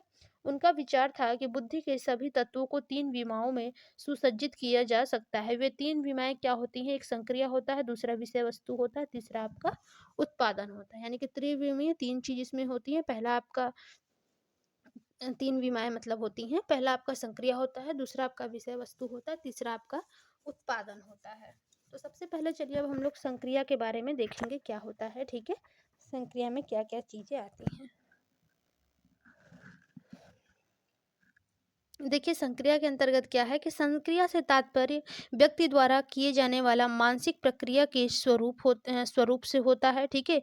दिए गए कार्य को करने में व्यक्ति द्वारा की गई मानसिक क्रियाओं का स्वरूप क्या है को व्याख्या संक्रिया में होती है, ठीक है? यानी कि आप कोई भी कार्य कर रहे हैं, ठीक है? तो इसमें आपकी मानसिक क्रियाओं का क्या स्वरूप है, ये आपके संक्रिया के अंतर्गत आती है, ठीक है? और देखिए गिलफोर्ड ने संक्रिया के आधार पर मानसिक क्षमताओं को 5 भागों में बांटा है। मूल्यांकन, अभिसारी चिंतन, अपसारी चिंतन, स्मृति, संज्ञान, ठीक है? यानी कि 5 भागों में बाँटा गया है। पहला आपका मूल्यांकन है, उसके बाद अभिसारी चिंतन, अपसारी चिंतन, स्मृति और संज्ञान। देखिए अभिसारी चिंतन और अपसारी चिंतन के बारे में हम आप लोगों को बहुत ही बेहतरीन तरीके से पहले क्लास में ही बता दिए हैं, ठीक है? चलिए अगला पॉइंट है आपका विषय वस्तु। अब विषय वस्तु के अंतर्गत हम लोग देख लेते हैं कि जेपी गिलफोर्ड साहब ने क्या लिखा है, ठीक है? देखिए विषय वस्तु से तात्पर्य उस क्षेत्र से होता है जिनके एकांशों या सूचनाओं के आधार पर संक्रियाएँ किए जाते हैं। गिलफोर्ड ने ऐसे वाक्यांशों या फिर सूचनाओं को 5 भागों में विभाजित किया है। इसमें आपका दृष्टि, श्रवण, सांकेतिक, शाब्दिक तथा व्यवहारपरक, ठीक है? विषय वस्तु में भी 5 आपके क्रियाएँ होती हैं या फिर सूचनाएँ होती हैं, ठीक है? दृष्टि, श्रवण, सांकेतिक, शाब्दिक तथा व्यवहारपरक। और लास्ट आपका उत्पादन होता है। देखिए इसका तात्पर्य विषय वस्तु द्वारा की गई संक्रिया के परिणाम से होता है। यानी कि जो भी आपकी संक्रिया का परिणाम होगा वो क्या होता है, उसका उत्पादन होता है, ठीक है? अगला क्वेश्चन है आपका कि समाजीकरण पर फ्रायड के सिद्धांत की विवेचना कीजिए, ठीक है? यानी कि समाजीकरण पर फ्रायड के क्या सिद्धांत है, इसकी विवेचना करना है। तो सबसे पहले आप लोग फ्रायड का सिद्धांत हेडिंग डालेंगे, ठीक है? फ्रायड के बारे में पूछा है तो फ्रायड के सिद्धांत ही हेडिंग डालेंगे। इसमें आप लोग लिख सकते हैं, देखिए ये आप लोगों को हम पढ़ा चुके हैं पेपर 2 में ही, ठीक है? फ्रायड का सॉरी सेकेंड सेमेस्टर में ये था आपका। इसमें आप सब लिख सकते हैं कि इस सिद्धांत को मनोविश्लेषणवादी सिद्धांत कहा जाता है। एक ओर कूले और मीड ने स्व अथवा आत्म के समुचित विकास को समाजीकरण का आधार माना है, वहीं फ्रायड ने मानव व्यवहारों को कुछ मानसिक दशाओं के आधार पर स्पष्ट किया है। इन मानसिक दशाओं में 2 शक्तियां सबसे अधिक महत्वपूर्ण हैं, प्रेम तथा घृणा। यानी कि जो मानसिक दशाओं में 2 शक्तियां सबसे महत्वपूर्ण होती हैं, एक प्रेम होता है और एक घृणा होती है, ठीक है? देखिए प्रेम व्यक्ति को रचनात्मक कार्य करने की प्रेरणा देता है, ठीक है? जबकि जो घृणा है, ठीक है, उसके प्रभाव से व्यक्ति सामाजिक विरोधी कार्य करने लगता है, ठीक है? यानी कि समाज विरोधी कार्य करने लगता है। देखिए इन दोनों शक्तियों की जो प्रकृति होती है, ठीक है, इसको फ्रायड ने ईड यानी कि अहम तथा परा अहम की अवधारणा द्वारा स्पष्ट किया है। देखिए ईद जो होती है वो हमारे चेतन मन से संबंधित अचेतन मन से संबंधित होती है, ठीक है? देखिए यानी कि यहाँ पर लिखा गया है कि ईद जो है यहाँ पर ईद होगा, ठीक है? ईद जो होती है हमारे अचेतन मन से संबंधित वह भावना है जो व्यक्ति को प्रत्येक दशा में सुख प्राप्त करने की प्रेरणा देती है, ठीक है? और ईद के सामने नैतिक, अनैतिक या फिर नया, अच्छे या बुरे, ठीक है? अच्छे या बुरे का कोई विचार नहीं होता है। ईद में कोई भी अच्छे या बुरे का विचार नहीं होता है, ठीक है? और देखिए अहम जो होता है वह यानी कि ये वह शक्ति है जो व्यक्ति को सामाजिक परिस्थितियों के अनुसार व्यवहार करने की प्रेरणा देती है, यद्यपि आवश्यकता पड़ने पर नियमों के उल्लंघन का भी विरोध नहीं करती है। ये जो आपका अहम होता है, ठीक है? और जो आपका परा अहम है, ये आपका परा अहम है, ठीक है? लिख लीजिएगा। परा अहम का संबंध तार्किक बुद्धि का प्रयोग करते हुए सामाजिक मूल्यों के पालन से है। यह किसी भी दशा में नियमों के उल्लंघन की अनुमति नहीं देता है। इस आधार पर फ्रायड ने यह स्पष्ट किया है कि परिवार तथा अन्य समूहों का उद्देश्य व्यक्ति के अहम को संतुलित करना तथा परा अहम को विकसित करना है, जिससे घृणा के स्थान पर प्रेम तथा नियमों के उल्लंघन की जगह नियमों के पालन को व्यक्तित्व का अंग बनाया जा सके, ठीक है? वास्तव में देखिए फ्रायड का जो विचार है वो मानव मन के 3 पक्षों अर्थात चेतन मन, अचेतन मन तथा अवचेतन मन के विभाजन पर आधारित है। अतः इसके आधार पर समाजीकरण की विवेचना को अधिक उपयुक्त नहीं माना जाता, यानी कि नहीं माना जाता है, ठीक है? तो देखिए यहाँ पर आप लोगों ने फ्रायड के मनोविश्लेषणात्मक सिद्धांत के बारे में पढ़ लिए होंगे। ये देखिए आप लोग का फर्स्ट पेपर में भी था, सॉरी जो आप लोगों का फर्स्ट सेमेस्टर का 4 पेपर है, ठीक है? Advance history of human development part 1। उसमें आप लोगों का मनोविश्लेषणात्मक सिद्धांत के बारे में डिटेल में दिया गया है और आप लोग फर्स्ट सेमेस्टर में पढ़े भी होंगे, ठीक है? श्योर सीरीज होगा फर्स्ट सेमेस्टर का, तो आप लोग एक बार रिवीजन कर सकते हैं। अगला क्वेश्चन है कि पियाजे के संज्ञानात्मक विकास सिद्धांत पर संक्षिप्त टिप्पणी लिखिए अथवा संज्ञानात्मक विकास यानी कि संज्ञानात्मक विकास, ठीक है? सबसे पहले देखिए आप लोग व्यक्ति की जो भूमिका होती है, ठीक है? इसके बारे में लिखेंगे कि जो जीन पियाजे हैं, ठीक है? जीन पियाजे को विकासात्मक मनोविज्ञान का स्तंभ माना जाता है। पियाजे ने विद्यमान समस्त मनोवैज्ञानिक सिद्धांतों का सर्वेक्षण किया। पियाजे ने संज्ञानात्मक विकास पर विशेष बल दिया है, ठीक है? आगे है एक संज्ञानात्मक विकास का सिद्धांत। देखिए पियाजे ने पारस्परिक विकास सिद्धांत के इन पक्षों पर विचार किया है। पहला जैविक परिपक्वता, दूसरा है भौतिक वातावरण के साथ अनुभव, तीसरा है सामाजिक वातावरण के साथ अनुभव, ठीक है? और इन सभी विचार विमर्श करके उसने विकास के संतुलन सिद्धांत का प्रतिपादन किया है, ठीक है? सबसे पहले चलिए अब हम लोग जैविक परिपक्वता के बारे में देखेंगे क्या है, यानी कि आपके जीन पियाजे का जो सिद्धांत है जैविक परिपक्वता, उसके अंतर्गत क्या दिया गया है। इसमें देखिए है कि पियाजे से पूर्व जैविक प्रेरकों तथा परिपक्वता का सिद्धांत प्रचलित था। भूख, प्यास, कामेच्छा, मातृत्व आदि प्रेरकों से बालक के व्यवहार तथा शरीर के विकास की जानकारी होती थी। शारीरिक परिपक्वता से किसी वांछित व्यवहार की अभिव्यक्ति होती है। जब तक शरीर की मांसपेशियों तथा इंद्रियों में परिपक्वता नहीं आती, वे किसी प्रकार के व्यवहार को करने में सक्षम नहीं होती। परिपक्वता की धारणा ने किसी मनोविज्ञान में सीखने की तत्परता के मत को विकसित किया है। ये सब आपके देखिए भौतिक परिपक्वता के बारे में था, ठीक है? दूसरा है आपका भौतिक वातावरण के साथ अनुकूलन। ये जीन पियाजे के सिद्धांत है, ठीक है? भौतिक वातावरण के साथ अनुकूलन के अंतर्गत आप सब लिख सकते हैं कि मनोविज्ञानों में सीखने के सिद्धांतों जैसे बालक का ज्ञानेंद्रिय तथा गत्यात्मक कौशल विकास का विशेष महत्व है। प्रयत्न एवं भूल, ठीक है? प्रयत्न एवं भूल, पुनर्वलन, अभ्यास, विलोपन तथा अंतःक्रिया जैसी अनेक धारणाएं अधिगम के मतों को विकसित करती है। पियाजे की धारणा है कि ऐसे अनुभव विकास के महत्वपूर्ण घटक हैं, ठीक है? उसने भौतिक वातावरण में तीन तथ्यों को परखा परखा अभ्यास, ठीक है? आगे है कि भौतिक अनुभव तथा तार्किक गणितीय अनुभव। पियाजे का विश्वास है कि पारस्परिक मनोवैज्ञानिकों ने तार्किक गणितीय पक्ष की अवहेलना की है, यानी कि पियाजे का ये विश्वास है कि जो भी पारस्परिक सॉरी जो भी तार्किक गणितीय पक्ष है उसकी अवहेलना किया गया है पारस्परिक मनोवैज्ञानिकों के अनुसार, ठीक है? आगे देखिए इसी में है कि भौतिक अनुभव तथा भौतिक वातावरण के मध्य तार्किक संबंध, यानी कि जो भी आपके भौतिक अनुभव है और जो आपका भौतिक वातावरण जगत है, ठीक है? इन दोनों के मध्य एक तार्किक संबंध है। अगला आपका जीन पियाजे के संज्ञानात्मक विकास का सिद्धांत है सामाजिक वातावरण के साथ अनुभव, ठीक है? इसमें आप लोग लिख सकते हैं कि सामाजिक वातावरण सहयोग, स्पर्धा, स्पर्धा का मतलब प्रतियोगिता होता है, ठीक है?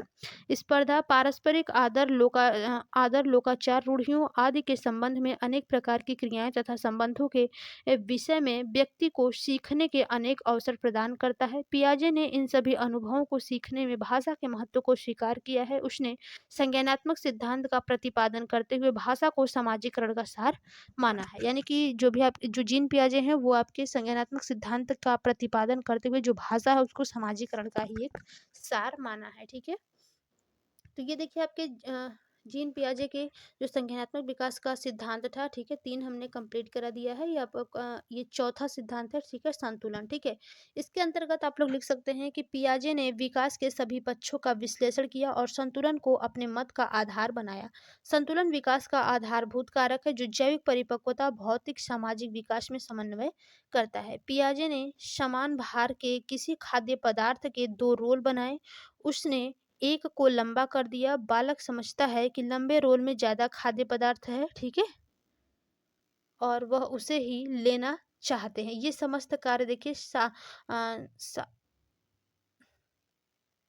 सात्विकरण तथा समवस्थापन से होता है, ठीक है? समवस्थापन से होता है, ठीक है? और देखिए एक चीज़ और आप लोगों को बता दें, एक क्वेश्चन था हमने उसको लिया नहीं है। ज़्यादातर आप सभी लोगों को यानी कि सभी बच्चों को पता होगा कि जो संज्ञानात्मक विकास की अवस्थाएँ हैं वो 4 अवस्थाएँ होती है, ठीक है? पहला आपका पूर्व संवेदीकामक संवेदीकामक अवस्था होती है। दूसरा आपका पूर्व संक्रियात्मक अवस्था होती है। तीसरा आपका मूर्त संक्रियात्मक अवस्था होती है और चौथा आपका औपचारिक संक्रियात्मक अवस्था होती है, ठीक है? इन 4 अवस्थाएँ होती हैं। इन चारों में मानसिक, शारीरिक विकास होता है, ठीक है। देखिए पूर्व संक्रियात्मक अवस्था जो होती है वो 2 से लेकर के जन्म से लेकर के यानी कि 0 से 2 वर्ष तक होती है, और जो पूर्व संक्रियात्मक अवस्था होती है 2 से 7 वर्ष होती है, और जो मूर्त संक्रियात्मक अवस्था होती है 7 से 11 वर्ष होती है, और जो आपका औपचारिक संक्रियात्मक होती है वो अवस्था होती है वो 11 से लेकर 15 वर्ष तक की अवस्था होती है। देखिए हमने बोल दिया है, यदि आप लोगों को नोट करना होगा तो आप लोग नोट आई होप कर चुके होंगे, या फिर कर लीजिएगा दोबारा रिपीट करके क्लास को, ठीक है। चलिए इस क्वेश्चन को मैं लिया नहीं है, क्वेश्चन काफ़ी इजी है, क्या पता कल आ ही जाए, ठीक है। तो संज्ञानात्मक जीन पियाजे के जो 4 पार्ट दिए गए हैं वो आप लोग नोट कर लीजिएगा। अगला क्वेश्चन है आपका, अभिप्रेरणा की परिभाषा दीजिए तथा अभिप्रेरण व्यवहार के मानदंड बताइए, ठीक है। तो उत्तर में देखिए है कि बोरेन बर्न तथा कैंटो बीज के अनुसार, ठीक है, बोरेन बर्न तथा कैंटो बीज के अनुसार कहा गया है कि मनोविज्ञान में हम लोग अभिप्रेरणा को एक काल्पनिक आंतरिक प्रक्रिया के रूप में परिभाषित करते हैं जो व्यवहार करने के लिए शक्ति प्रदान करता है तथा एक खास उद्देश्य की ओर व्यवहार को ले जाता है, यानी कि खास उद्देश्य की ओर जो आपके व्यवहार है उसको ले जाता है। ये आपके बोरेन वर्ण तथा कैंटो बीज के अनुसार कहा गया है अभिप्रेरणा के बारे में, ठीक है। देखिए जो अभिप्रेरित व्यवहार के मानदंड है, ठीक है, इसमें लिखा गया है आपके ब्राउन और फ्रेनर, ठीक है, इन्होंने हस्तादि प्रयोग के लिए प्रयोग किए जाने योग्य इंद्रियानुभाविक अभिप्रेरणा परिवर्तियों को, ठीक है, 3 मानदंड बतलाए हैं। पहला है आपका, एक अभिप्रेरण परिवर्त्य को प्रतिमान उद्दीपक अवस्था में कई विभिन्न अनुक्रियाओं का अर्जन करना चाहिए, ठीक है, ये आपका अर्जन है, ठीक है, अर्जन करना चाहिए। 1 मिनट, ठीक है। दूसरा पॉइंट है कि अभिप्रेरित परिवर्त्य के समाप्त होने पर पूर्ववर्ती अनुक्रियाओं को तत्काल पुनर्बनन मिलना चाहिए। और लास्ट आपका तीसरा है अभिप्रेरण, इसमें है कि परिवर्त्य के प्रारंभ होते ही तत्काल पूर्ववर्ती अनुक्रियाएं दंडित होनी चाहिए। उदाहरण स्वरूप विद्युत आघात ऊर्जन का कार्य करता है, इसका प्रारंभ दंडकारी तथा समाप्ति पुनर्बलकारी है, ठीक है। तो ये देखिए आपके जो अभिप्रेरणा को यानी कि परिभाषा दीजिए और अभिप्रेरित व्यवहार के मानदंड। देखिए एक अभिप्रेरणा के यहाँ पर परिभाषित दिया गया है, और जो अभिप्रेरित व्यवहार के मानदंड है इसको ब्राउन और फ्रेनर ने, ठीक है, हस्तादि प्रयोग किए जाने योग्य इंद्रियानुभव द्वारा अभिप्रेरणा परिवर्तियों के प्रमुख 3 मानदंड बतलाए हैं जो हमने आपको बता दिया, ठीक है। अगला क्वेश्चन है आपका, अभिप्रेरणा मापन की प्रमुख विधियों का संक्षिप्त वर्णन कीजिए, यानी कि जो भी आपके अभिप्रेरणा मापन की जो प्रमुख विधियां हैं उसका संक्षिप्त वर्णन करना है। सबसे पहला आपका प्रश्नावली विधि होती है, ठीक है, अभिप्रेरणा को मापन करने के लिए। इसमें क्या होता है कि इसमें होता है कि सामाजिक अभिप्रेरक का मापन प्रश्नावली विधि के अंतर्गत सुगमता से किया जा सकता है। इस विधि को आविष्कारक विधि भी कहा जाता है। प्रश्नावली या आविष्कारक के अंतर्गत बहुत सारे प्रश्न होते हैं जो व्यक्ति के भिन्न भिन्न सामाजिक अभिप्रेरकों से संबंधित होते हैं। व्यक्ति इन प्रश्नों को पढ़ने के उपरांत अपना उत्तर हाँ, नहीं या फिर सही गलत के रूप में देता है, ठीक है, एक को अपने लिए उपयुक्त समझकर देता है। तो ये आपका क्या होता है, प्रश्नावली विधि होती है। दूसरा आपका है प्रेक्षण प्रविधियां। देखिए प्रेक्षण प्रविधियां के अंतर्गत होता है कि प्रेक्षण विधि वह विधि है जहां एक व्यक्ति को कुछ अस्पष्ट तथा असंगठित सामग्रियां दी जाती है और व्यक्ति को उनका वर्णन करना होता है, जिसमें वे प्रायः अपने सामाजिक अभिप्रेरकों की अभिव्यक्ति अचेतन रूप से करते हैं। इस विधि को प्रेक्षण विधि की संज्ञा इसलिए दी गई है क्योंकि व्यक्ति अपनी इच्छा अभिप्रेरणा अभिप्रेरकों का संघर्ष आदि का प्रेक्षण अस्पष्ट एवं असंगठित सामग्रियों के वर्णन करने में परोक्ष रूप से करता है। प्रेक्षण परीक्षण, ठीक है, प्रेक्षण परीक्षण के अंतर्गत मुख्य रूप से कथानक संप्रत्यक्षण परीक्षण के द्वारा सामाजिक अभिप्रेरकों की माप की जाती है। ये आपका परीक्षण विधि के अंतर्गत आती है, ठीक है। और तीसरा है आपका ऐतिहासिक घटनाओं का विश्लेषण। देखिए ऐतिहासिक घटनाओं के विश्लेषण में आप लिख सकते हैं कि सामाजिक अभिप्रेरणा का मापन ऐतिहासिक घटनाओं के विश्लेषण के द्वारा भी किया जा सकता है। इस विधि द्वारा समाज के व्यक्तियों की सामूहिक सामाजिक अभिप्रेरणा की माप अधिक उपयुक्त होती है, ठीक है। और लास्ट है आपका चौथा परिस्थिति जन्य परीक्षण। देखिए परिस्थिति जन्य परीक्षण में क्या होता है कि सामाजिक अभिप्रेरकों के मापने की एक प्रमुख परिस्थिति जन्य परीक्षण है। इस परीक्षण में एक खास परिस्थिति उत्पन्न किया जाता है जिसमें व्यक्ति को कुछ क्रियाएं करनी होती हैं और उनकी क्रियाओं के आधार पर व्यक्ति के सामाजिक अभिप्रेरक का मापन किया जाता है। तो देखिए यहाँ पर जो आपसे क्वेश्चन पूछा गया था कि अभिप्रेरणा मापन की प्रमुख विधियां, सबसे पहला था आपका प्रश्नावली विधि, दूसरा था प्रेक्षण प्रविधि, ठीक है, तीसरा था आपका ऐतिहासिक घटनाओं का विश्लेषण, चौथा था आपका परिस्थिति जन्य परीक्षण। ठीक है, देखिए अगला क्वेश्चन है आपका बहिरस्थ बनाम अंतस्थ अभिप्रेरणा की संक्षिप्त विवेचना कीजिए। ठीक है, तो देखिए जो बहिरस्थ बनाम अंतस्थ अभिप्रेरणा है, ठीक है, इसका संक्षिप्त विवेचन किस प्रकार से किया जा सकता है। तो सबसे पहले हम लोग बहिरस्थ अभिप्रेरणा के बारे में देखेंगे। ठीक है, देखिए जो बहिरस्थ अभिप्रेरणा होती है उस पे क्या होता है, इसमें इस प्रकार से लिख सकते हैं कि बहिरस्थ अभिप्रेरणा जैसा कि इसके नाम से स्पष्ट होता है कि वह अभिप्रेरणा जो बड़ा रूप से होती है, अर्थात अभिप्रेरणा का वह स्वरूप जो व्यक्ति के भीतर न होकर बाह्य होता है। ठीक है, बहिरस्थ यानी कि जो बाह्य अभिप्रेरणा होती है। ठीक है, जो आपको जैसे कि पुरस्कार दे करके ये सब आपका पुरस्कार देना, ठीक है, कि आप इतने नंबर लाओगे तो आपको मैं ये इनाम दूंगा, तो ये सब आपका बाह्य अभिप्रेरणा होता है। ठीक है, बाह्य होता है तथा इसका संबंध पुरस्कार, वेतन, श्रेणी आदि से होता है। ठीक है, आगे है कि इस प्रकार अभिप्रेरणा का वह स्वरूप जो व्यक्ति के भीतर न होकर के बाह्य की ओर होता है। ठीक है, और जिसे पुरस्कार, वेतन या श्रेणी के द्वारा बाह्य रूप से प्रदर्शित किया जाता है, बहिरस्थ अभिप्रेरणा कहलाता है। अंतःस्थ अभिप्रेरणा, देखिए यहाँ पर अंतःस्थ अभिप्रेरणा है, इसके अंतर क्या होता है, यानी कि आंतरिक अभिप्रेरणा। ठीक है, बाह्य अभिप्रेरणा और आंतरिक अभिप्रेरणा।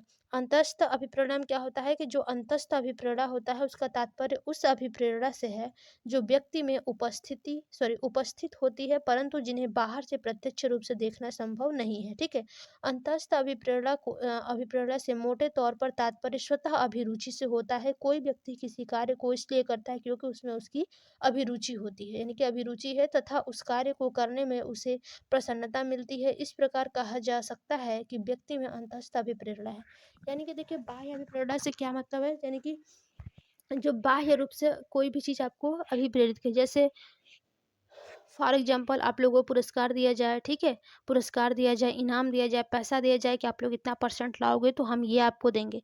लेकिन कभी कभी क्या होता है कि एक आंतरिक प्रेरणा बनी होती है, ठीक है, खुद से, यानी कि खुद की रुचि होती है कि हाँ मैं पढ़ करके हमको आगे ये चीज़ करना है, यानी कि खुद से, यानी कि एक आंतरिक अभिप्रेरणा, आप अपने आप से एक अभिप्रेरणा करते हैं, यानी कि जो अंदर ही अंदर आपको कोई भी चीज़ मोटिवेट करती है तो वो आपके आंतरिक अभिप्रेरणा के अंतर्गत आती है। ठीक है, आगे देखिए इसमें थोड़ा सा है रेबर के अनुसार। ठीक है, देखिए रेबर के अनुसार अंतस्थ यहाँ पर होगा। ठीक है, अंतस्थ अभिप्रेरणा प्रायः कार्य पूरा करने तथा स्वतंत्र की भाव से न कि बाह्य पुरस्कार यानी कि एक्सटर्नल रिवार्ड से उत्पन्न होता है। ठीक है, देखिए ये दोनों प्रकार के अभिप्रेरक व्यक्ति को किस प्रकार तथा कितना प्रभावित करते हैं, यह जानने के लिए मनोवैज्ञानिकों ने ऐसे कई प्रयोग किए हैं जिनसे स्पष्ट हो गया है कि जब व्यक्ति में किसी कार्य करने के लिए उसे कुछ बहिरस्थ अभिप्रेरणा भी दिया जाने लगता है तो वैसी परिस्थिति में व्यक्ति में उपस्थिति अंतःस्थ अभिप्रेरणा की स्तर में कमी आ जाती है, क्योंकि व्यक्ति ऐसी परिस्थिति में पुरस्कार पाने के लिए कार्य करने लगता है, न कि अपनी अभिरुचि के कारण, और न ही संतोष अथवा प्रसन्नता प्राप्त करने के लिए। इस प्रकार बहिरस्थ अभिप्रेरणा के देने से अंतस्थ अभिप्रेरणा में कमी आ जाती है। ठीक है, जहाँ पर देखिए आपको पुरस्कार वगैरह मिलने लगता है तो आपका जो आंतरिक प्रेरणा होती है उसमें कमी आ जाती है। ठीक है, तो आई होप आप सभी लोग फ्रेंड्स बहिरस्थ अभिप्रेरणा और अंतःस्थ अभिप्रेरणा के बारे में समझ गए होंगे। ठीक है, अगला क्वेश्चन है आपका कि अधिगम अभिप्रेरणा पर संक्षिप्त टिप्पणी लिखिए।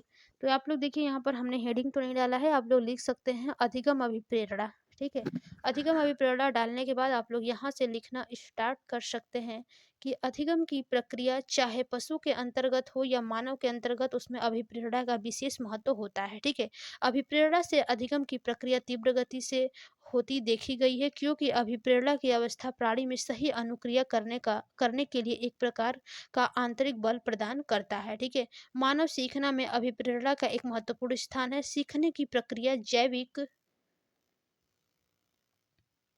सीखने की प्रक्रिया जैविक अभिप्रेरणा तथा अर्जित अभिप्रेरणा दोनों के द्वारा प्रभावित होती है। जैविक अभिप्रेरणा को जन्मजात अभिप्रेरणा भी कहा जाता है, जो व्यक्ति में जन्म से ही मौजूद होते हैं तथा इसके अंतर्गत भूख, प्यास, काम या फिर यौन, ठीक है, काम को ही यौन बोला जाता है, ठीक है, काम, यौन, तापक्रम नियमन, मल मूत्र त्याग, नींद, दर्द, परिहास, श्वसन आदि आते हैं, ठीक है? श्वसन आदि आते हैं, जबकि अर्जित अभिप्रेरणा व्यक्ति सामाजिक परिस्थितियों जैसे परिवार, पड़ोसियों, स्कूल, कॉलेज के साथियों आदि के मध्य रहकर सीखता है। प्रायः ऐसा माना जाता है कि मानव सीखने में जैविक अभिप्रेरणा का महत्व कम, परंतु अर्जित अभिप्रेरणा का महत्व अधिक होता है। उपलब्धि प्राप्त करने की इच्छा, धन कमाना, समाज में सम्मान प्राप्त करने की इच्छा, प्रशंसा प्राप्त करने की इच्छा, द्वेष, प्रतिस्पर्धा करना, उच्च से उच्च पद पाना आदि कुछ महत्वपूर्ण अर्जित अभिप्रेरक हैं। मनोवैज्ञानिकों द्वारा जैविक अभिप्रेरकों का अधिक अध्ययन किया गया है, क्योंकि मनुष्य अर्जित अभिप्रेरक के कारण अपने ही जीवन काल में भिन्न भिन्न वस्तुओं की क्रियाओं को अत्यधिक तीव्रता से सीखता है, ठीक है। तो आई होप फ्रेंड्स आप सभी लोग समझ गए होंगे अधिगम में अभिप्रेरणा का क्या महत्व होता है या फिर इसका संक्षिप्त टिप्पणी, ठीक है। इसके बारे में देखिए ज़्यादा समझाएंगे नहीं, आप लोग रिपीट करके एक दो बार सुन लीजिएगा, काफ़ी हद तक समझ में आ जाएंगे, ठीक है। क्योंकि क्लास काफ़ी लंबे हो रहे हैं और मेरी आँखों में प्रॉब्लम होने लगा है। लगता है चश्मा अब लगवाना ही पड़ेगा, क्योंकि ज़्यादा टाइम तक लॉन्ग क्वेश्चन बनाने की वजह से मोबाइल का जो प्रभाव है, ठीक है, और क्वेश्चन भी बनाते हैं लैपटॉप से, तो उसका भी प्रभाव जो है वो हमारे आँखों पर पड़ रहा है। इसलिए ज़्यादा लॉन्ग क्लास नहीं लेंगे, 30 क्वेश्चन कंप्लीट करना है, लगभग सोच रहे हैं 1.5 घंटे में कंप्लीट हो जाए। चलिए देखते हैं क्या होता है। अगला क्वेश्चन है आपका, सृजनशीलता की परिभाषा दीजिए तथा विशेषताएँ बताइए, ठीक है। देखिए सृजनशीलता की विशेषताएँ सॉरी परिभाषा तो हमने आपको बता दिया है और विशेषताएँ भी ऊपर बता दिया है, ठीक है। बट यहाँ पर क्वेश्चन आ ही गया है तो थोड़ा-सा इसके बारे में देख लेते हैं क्या है, कुछ नया सीखने को हो सकता है मिल जाए, ठीक है। इसमें देखिए क्या लिखा गया है इसके आंसर में कि सृजनशीलता की प्रक्रिया लक्ष्य निर्देशित होती है, यह व्यक्ति के लिए भी लाभदायक है, ठीक है, अथवा समूह व समाज के लिए भी। सृजनशीलता सृजनशीलता एक प्रकार की नियंत्रित कल्पना है जिसे किसी न किसी उपलब्धि को निर्देश प्राप्त होता है। सृजनशीलता चाहे मौखिक हो या लिखित, यह चाहे मूर्त हो या अमूर्त, प्रत्येक अवस्था में व्यक्ति के लिए यह अभूतपूर्व यानी कि यूनिक होती है, ठीक है। यह किसी नए और भिन्न उत्पादन का मार्ग निर्देशित करती है, ठीक है। आगे है देखिए कि आइजनेक ने सृजनशीलता को परिभाषित करते हुए कहा है कि सृजनशीलता वह योग्यता है जिसके द्वारा नए संबंधों का ज्ञान होता है, ठीक है। इसकी उत्पत्ति में चिंतन के परंपरागत प्रतिमानों से हटकर असाधारण विचार उत्पन्न होते हैं। ये देखिए बहुत ही अच्छा आपका डिफिनेशन है आइजनेक के अनुसार, ये आप लोग याद कर सकते हैं, इजी भी है, ठीक है। कि सृजनशीलता वह योग्यता है जिसके द्वारा नए संबंधों का एक ज्ञान होता है। इसकी उत्पत्ति में चिंतन के प्रतिमानों से हटकर असाधारण विचार उत्पन्न होते हैं, ठीक है। और हर लाख के अनुसार देखिए क्या है कि सृजनशीलता की कुछ प्रमुख विशेषताएं निम्न प्रकार हैं, ठीक है। यानी कि हर लाख के अनुसार जो भी सृजनशीलता के कुछ विशेषताएं हैं वो निम्न प्रकार है। तो चलिए देख लेते हैं क्या है। पहला इसमें दिया गया है विशेषता कि सृजनशीलता एक प्रक्रिया या योग्यता है, यह उत्पादन नहीं है। दूसरा है कि सृजनशीलता की प्रक्रिया लक्ष्य निर्देशित यानी कि गोल डायरेक्टेड, ठीक है, होती है। यह या तो व्यक्ति के लिए लाभदायक होती है अथवा यह समूह और समाज के लिए भी लाभदायक होती है। तीसरा विशेषता है कि सृजनशीलता चाहे मौद्रिक हो या लिखित, यह चाहे अमूर्त हो या अमूर्त, प्रत्येक अवस्था में व्यक्ति के लिए यह अभूतपूर्व होती है। यह किसी नए और भिन्न उत्पादन का मार्ग निर्देशित करती है। चौथा है कि सृजनशीलता चिंतन के फलस्वरूप होती है। और पांचवा है कि सृजनशीलता एक प्रकार की नियंत्रित कल्पना है जिससे किसी न किसी उपलब्धि को निर्देश प्राप्त होता है, ठीक है। यानी कि किसी न किसी उपलब्धि को निर्देश प्राप्त होता है। तो ये ऊपर आप लोगों ने अभी पढ़ लिया है, ठीक है। सृजनात्मकता की परिभाषा और विशेषता। अगला क्वेश्चन है आपका कि प्रतीक, प्रतिमा और प्रत्यय पर टिप्पणी लिखिए। तो सबसे पहले हम लोग प्रतीक के बारे में पढ़ेंगे, ठीक है। प्रतीक क्या है? तो देखिए जो प्रतीक होता है वो किसी भी वस्तु, व्यक्ति, दृश्य अथवा स्थान आदि की अनुपस्थिति में उन पर प्रतीकों के माध्यम से ही चिंतन किया जाता है। इनके आधार पर चिंतन की प्रक्रिया अत्यंत सरल हो जाती है। कोई भी शब्द, चित्र, चिन्ह अथवा किसी भी प्रकार की आकृति प्रतीक के रूप में प्रयुक्त हो सकती है। प्रतीक और चिन्ह का, ठीक है, यानी कि जो सिंबल होते हैं, परस्पर निकट संबंध होता है, वस्तुतः प्रतीक ही चिन्ह बन जाते हैं, ठीक है। दूसरा है प्रतिमा यानी कि इमेज, क्या प्रतिमा, किसकी क्या प्रतिमा है यानी कि क्या इमेज है, ठीक है, क्या छवि है, इसके बारे में। देखिए, यद्यपि चिंतन के लिए प्रतिमाओं का प्रयोग अनिवार्य रूप से आवश्यक नहीं है, परंतु फिर भी उत्तम कोटि के चिंतन के लिए प्रतिमाओं का प्रयोग किया जाना आवश्यक है। प्रतिमाएं व्यक्ति के विगत अनुभवों पर आधारित होती हैं और प्रायः इतनी स्पष्ट होती हैं कि उनमें और किसी प्रत्यक्ष में बहुत कम अंतर परिलक्षित होता है। यही कारण है कि सामान्यतः किसी भी प्रत्यक्ष की धूमिल पुनरावृत्ति को ही प्रतिमा के रूप में परिभाषित किया जाता है। प्रतिमाएं केवल दृष्टिजन्य ही नहीं होती, वरन व्यक्ति की किसी भी इंद्रिय से संबंधित हो सकती है, यानी कि जो प्रतिमा होती है वो व्यक्ति के किसी भी इंद्रियों से संबंधित हो सकती है। तीसरा पॉइंट है आपका प्रत्यय। देखिए, आप लोग प्रतीक पढ़नी है, ठीक है, प्रतिमाएं पढ़नी है, और लास्ट आपका तीसरा है प्रत्यय। प्रत्यय क्या होता है? देखिए, प्रत्यय संवेदना और प्रत्यक्षीकरण के बाद की मानसिक प्रक्रिया है, और यह प्रक्रिया व्यक्ति के पूर्व अनुभवों से संबंधित होती है। यह एक ऐसी प्रक्रिया है जो किसी न किसी रूप में सहस्रावस्था से ही प्रारंभ हो जाती है, ठीक है, यानी कि जो प्रत्यय होता है वो आपका किसी न किसी रूप में सहस्रावस्था से ही प्रारंभ हो जाता है। तो आई होप आप सभी लोग प्रतीक, प्रतिमाएं और प्रत्यय के बारे में समझ लिया होगा। अगला क्वेश्चन है आपका, प्रत्यय निर्माण की प्रक्रिया बताइए। 1 मिनट, बस थोड़ा सा पानी पी लूं, गला सूख रहा है बोलते बोलते।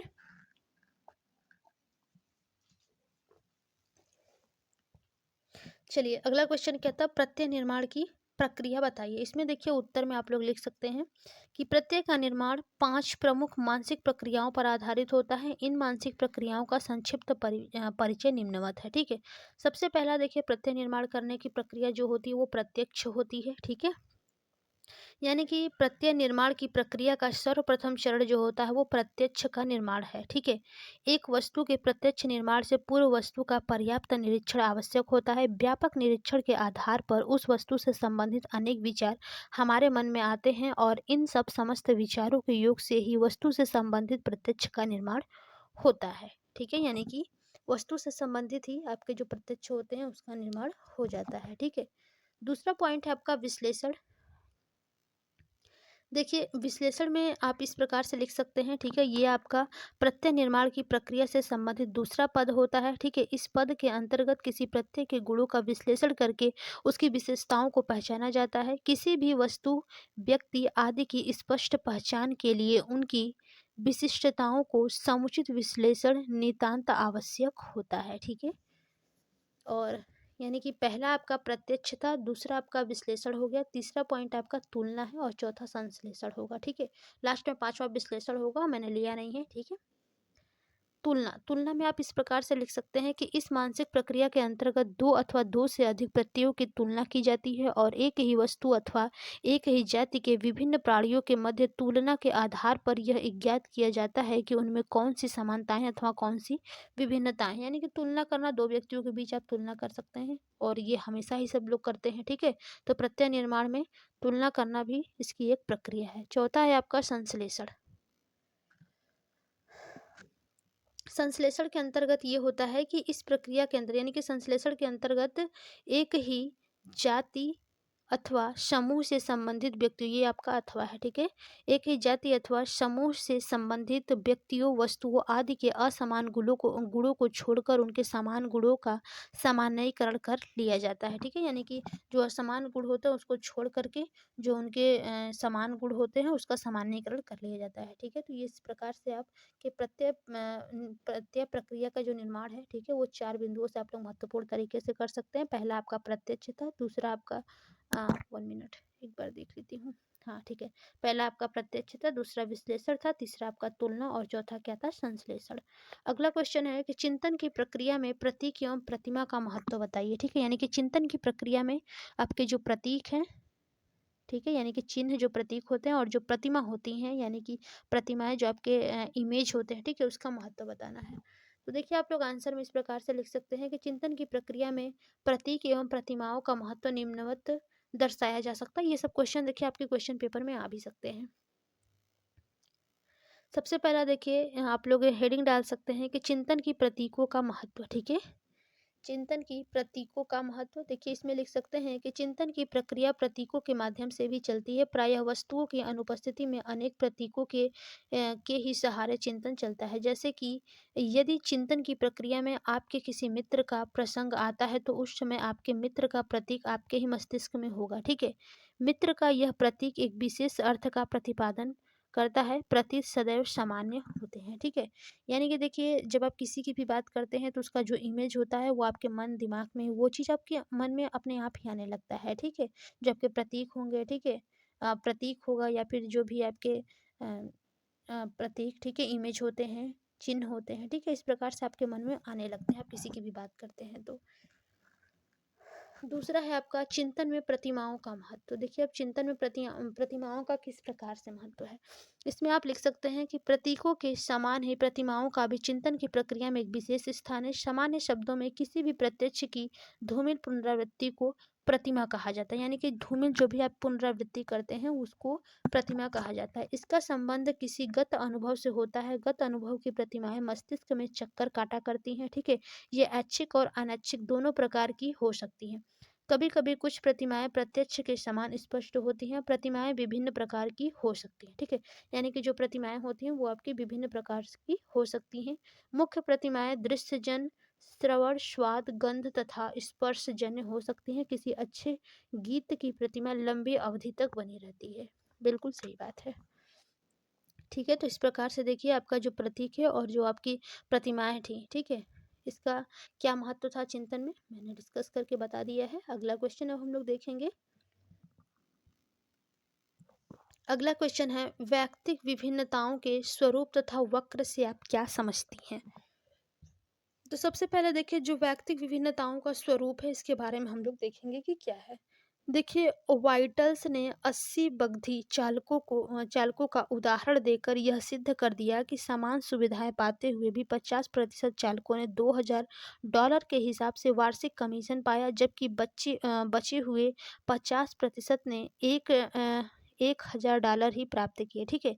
अधिक कार्य करने वाले ने व्यापार में कुल मिलाकर कम खर्च किया और कम आय वाले चालकों के कम आय वाले चालकों के, ठीक है। यानी कि देखिए व्यक्तिगत विभिन्नताओं का स्वरूप, देखिए जो व्यक्तिगत विभिन्नताएं होती हैं यानी कि वाइटल्स हैं, ठीक है, इन्होंने 80 बग्घी चालकों के उदाहरण देकर के ये सिद्ध कर दिया था कि जो लोग समान सुविधाएं पाते हैं, ठीक है, वो 50% चालकों ने $2000 के हिसाब से वार्षिक कमीशन पाया था और जो बचे हुए आपके 50% हैं उन लोगों ने $1000 ही प्राप्त किए। लेकिन देखिए जो अधिक कार्य करने वाले व्यापार थे उनमें कुल मिलाकर कम खर्चा किया अपेक्षाकृत कम आय वाले चालक, यानी कि जो ज़्यादा कमाते हैं वो कम खर्च किए और जो कम कमाते हैं वो ज़्यादा खर्च किए। तो ये आपके वाल्टस ने व्यक्तिगत विभिन्नताओं को बताया है, इसका स्वरूप क्या है, ठीक है। अब देखिए व्यक्तिक विभिन्नताओं का वक्र, देखिए व्यक्तिक विभिन्नताओं के वक्र के बारे में गाल्टन तथा कैटिल ने विभिन्नताओं के वितरण को समझने के लिए सामान्य संभावना वक्र की विचारधारा का प्रतिपादन किया, ठीक है। एक सामान्य वक्र का विश्लेषण करने पर यह तथ्य सामने आता है कि लगभग आधे कर्मचारी वक्र का मध्यस्थ स्थान ग्रहण करते हैं। इसी प्रकार के वक्र दोनों अंतों की ओर यानी कि दोनों अंतों की ओर कर्मचारियों की संख्या कम होती जाती है। वक्र की आकृति घटती बढ़ती रहती है, यानी कि जो वक्र की आकृति होती है वो आपकी घटती बढ़ती रहती है, ठीक है। चलिए अगला क्वेश्चन है आपका वैयक्तिक विभिन्नताओं के वितरण पर प्रकाश डालिए, यानी कि जो वैयक्तिक विभिन्नताओं के जो वितरण है, ठीक है, उस पर प्रकाश डालिए। या फिर इसी क्वेश्चन को इस प्रकार से पूछ सकता है कि व्यक्ति विभिन्नताओं को परिभाषित करते हुए या फिर विस्तार का वर्णन कीजिए, यानी कि वितरण का या फिर इसके विस्तार का वर्णन कीजिए। तो सबसे पहले देखिए हम लोग व्यक्तिक विभिन्नताओं की परिभाषा के बारे में देखेंगे, ठीक है।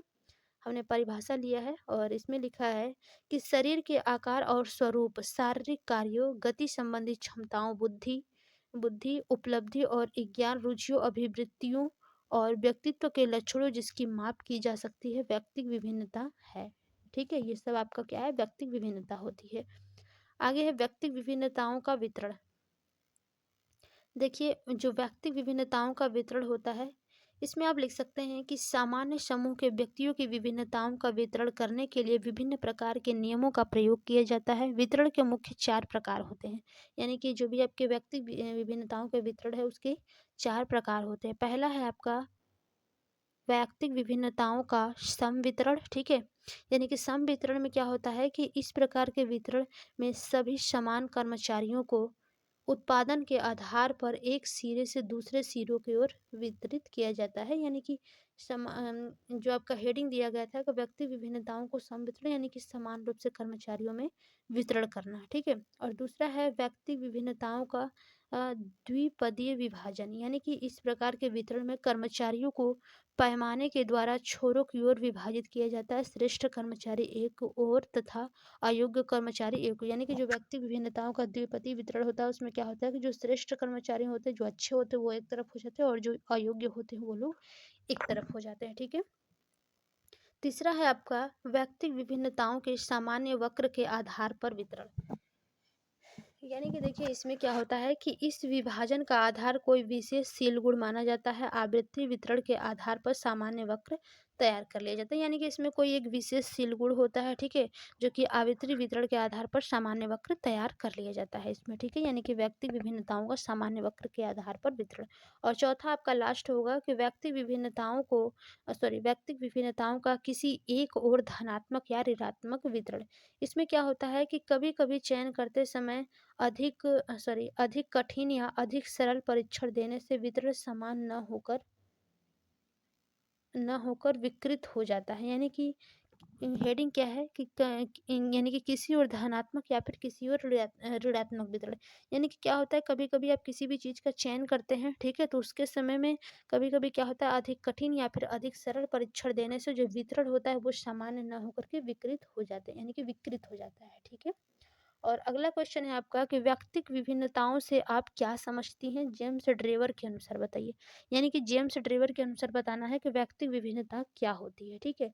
तो सबसे पहले आप लोग उत्तर डालिए, ठीक है, और उसमें लिखना स्टार्ट करिए कि व्यक्तिक विभिन्नताओं को परिभाषित करते हुए जेम्स ड्रेवर ने कहा है कि एक समूह के सदस्यों में समूह के औसत से मानसिक या शारीरिक विशेषताओं का विचलन ही व्यक्तिक विभिन्नताएं हैं। यानी कि इन्होंने क्या कहा है जेम्स ड्रेवर ने कि यानी कि जो एक समूह के सदस्य हैं उनमें समूह का जो औसत मानसिक या फिर शारीरिक विशेषता है उसका विचलन ही व्यक्तिक विभिन्नताएं हैं, ठीक है। आगे इसमें आप इस प्रकार से लिख सकते हैं आगे उसके कि एक समूह के सदस्य के नाते एक व्यक्ति अनेक शारीरिक और मानसिक विशेषताओं के आधार पर अनेक समूह के औसत से न तो ऊपर होता है न नीचे। स्पष्ट है कि किसी विशेषता के समूह के औसतन से विचलन ही व्यक्तिक विभिन्नता कहलाती है। बुद्धि, स्मृति, चिंतन, कल्पना, विचार, लंबाई, चौड़ाई, रंग, रूप आदि कुछ ऐसी सामान्य विशेषताएं हैं जिनके आधार पर प्रत्येक समूह के व्यक्तियों में समूह के औसत के दृष्टिकोण से अंतर होते हैं, ठीक है।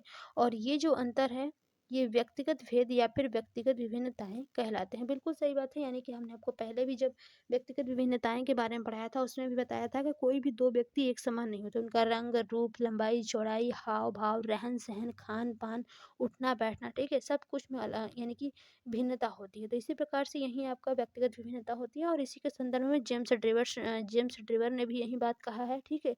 एक बार इनके परिभाषा को एक बार फिर से देख लीजिए, क्या पता एग्जाम में आ जाए कि एक समूह के सदस्यों में समूह के औसत से मानसिक या शारीरिक विशेषताओं का विचलन ही व्यक्तिक विभिन्नताएं हैं, ठीक है। चलिए, और आज के अब हम लोग अपने अगले यानी कि लास्ट क्वेश्चन की ओर चलेंगे।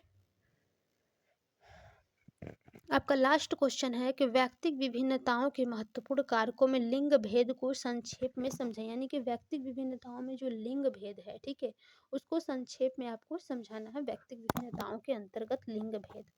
तो यहाँ पर सबसे पहले आप लोग हेडिंग डालेंगे लिंग भेद और इसमें लिखना स्टार्ट करेंगे कि व्यक्तिक विभिन्नताओं का एक महत्वपूर्ण कारक लिंग भेद भी है। बालक और बालिकाओं की मात्र शारीरिक बनावट ही भिन्न प्रकार की नहीं होती बल्कि उनके संवेगों की अभिव्यक्ति में भी अंतर होता है। इन दोनों की मानसिक योग्यताओं और मानसिक कार्य क्षमता में भी अंतर होता है। स्किनर का विचार है कि बालिकाओं में स्मृति योग्यता अधिक तथा बालकों में शारीरिक कार्य करने की क्षमता अधिक होती है। गणित और विज्ञान में बालिकाएं बालकों की बालकों से पीछे रहती हैं, परंतु बालकों की अपेक्षा उनकी राइटिंग और भाषा अच्छी होती है। सुझाव बालिकाओं को अधिक प्रभावित करता है, बालकों को कम। दिवस, स्वप्न और ऐसी कहानियों में बालिकाओं की रुचि अधिक होती है, जबकि बालकों की रुचि साहसी कहानियों में अधिक होती है। ठीक है? तो यहाँ पर जो आपसे लिंग भेद के क्वेश्चन पूछे गए थे, यानी कि देखिए जो व्यक्ति भिन्नता यानी कि पहले से ही चला आ रहा है कि जो भी आपके व्यक्ति विभिन्नता होती हैं, ठीक है? जो लड़के होते हैं उनको साहसी कहानी पसंद होते हैं, लड़कियाँ होती हैं तो उनकी आवाज़ जो यानी कि उनको जो सुझाव दिया जाता है उनको पसंद आता है, लड़कों को पसंद नहीं आता है, ठीक है? और जो भी देखिए हमने क्या बताया अभी कि हाँ, कि जो लड़कियाँ होती हैं वो ज़्यादातर गृह विज्ञान, ठीक है? इन सब के सब्जेक्टों में यानी कि जो आर्ट साइंस वाले सब्जेक्ट होते हैं इसमें होती हैं उचित, यानी कि और जो लड़के होते हैं उनको मैथ, साइंस इसमें वो ज़्यादा योग्य रहते हैं, ठीक है? और जो भी लड़कियों की रुचि होती है उनकी अलग होती है, लड़कों की रुचि अलग होती है। लड़कियों की रुचि जो होती है खाना बनाने में, घूमना टहलना इधर, और जो लड़कों की रुचि होती है उनको लड़के से संबंधित अलग की उनकी रुचियाँ होती है, ठीक है? देखिए लड़कियों की आवाज़ जो होती है वो मधुर होती है, लड़कों की आवाज़ थोड़ा-सा टाइट, थोड़ा-सा कड़ा होता है, ठीक है? इस प्रकार से उनके अंदर भी व्यक्तिगत विभिन्नता देखी जाती है, ठीक है? तो चलिए आई होप फ्रेंड्स आप सभी लोगों को 30 क्वेश्चन समझ में आए होंगे। तो अभी तक जिन लोगों ने चैनल को लाइक एंड सब्सक्राइब नहीं किया है वे लोग चैनल को लाइक एंड सब्सक्राइब कर लिए। चैनल है आपका लर्न विथ अल्पना, ठीक है? तो चलिए आज की क्लास में मैराथन क्लास में हमने 30 क्वेश्चन आप लोगों को दिया है। एक लॉन्ग क्वेश्चन अभी जस्ट इसके देंगे, ठीक है? या फिर इसके, हाँ चलिए ठीक है, एक लॉन्ग क्वेश्चन आप लोगों को और ज़रूरी हमने पीडीएफ बना करके रखा हुआ है आप लोगों को देने के लिए। तो तैयारी कर लीजिएगा, 1 दिन का टाइम है और आई होप पेपर तो देखिए काफ़ी ही ईज़ी आ रहे हैं, ठीक है? 2 बार, यदि 2 या 3 बार, एक बार यानी कि एक मैराथन क्लास को आप लोग पढ़ लेते हैं तो आई होप क्वेश्चन जो है वो सारे तैयार हो जाएँगे, ठीक है? तो चलिए मिलते हैं अगली क्लास में, तब तक के लिए धन्यवाद। Bye bye.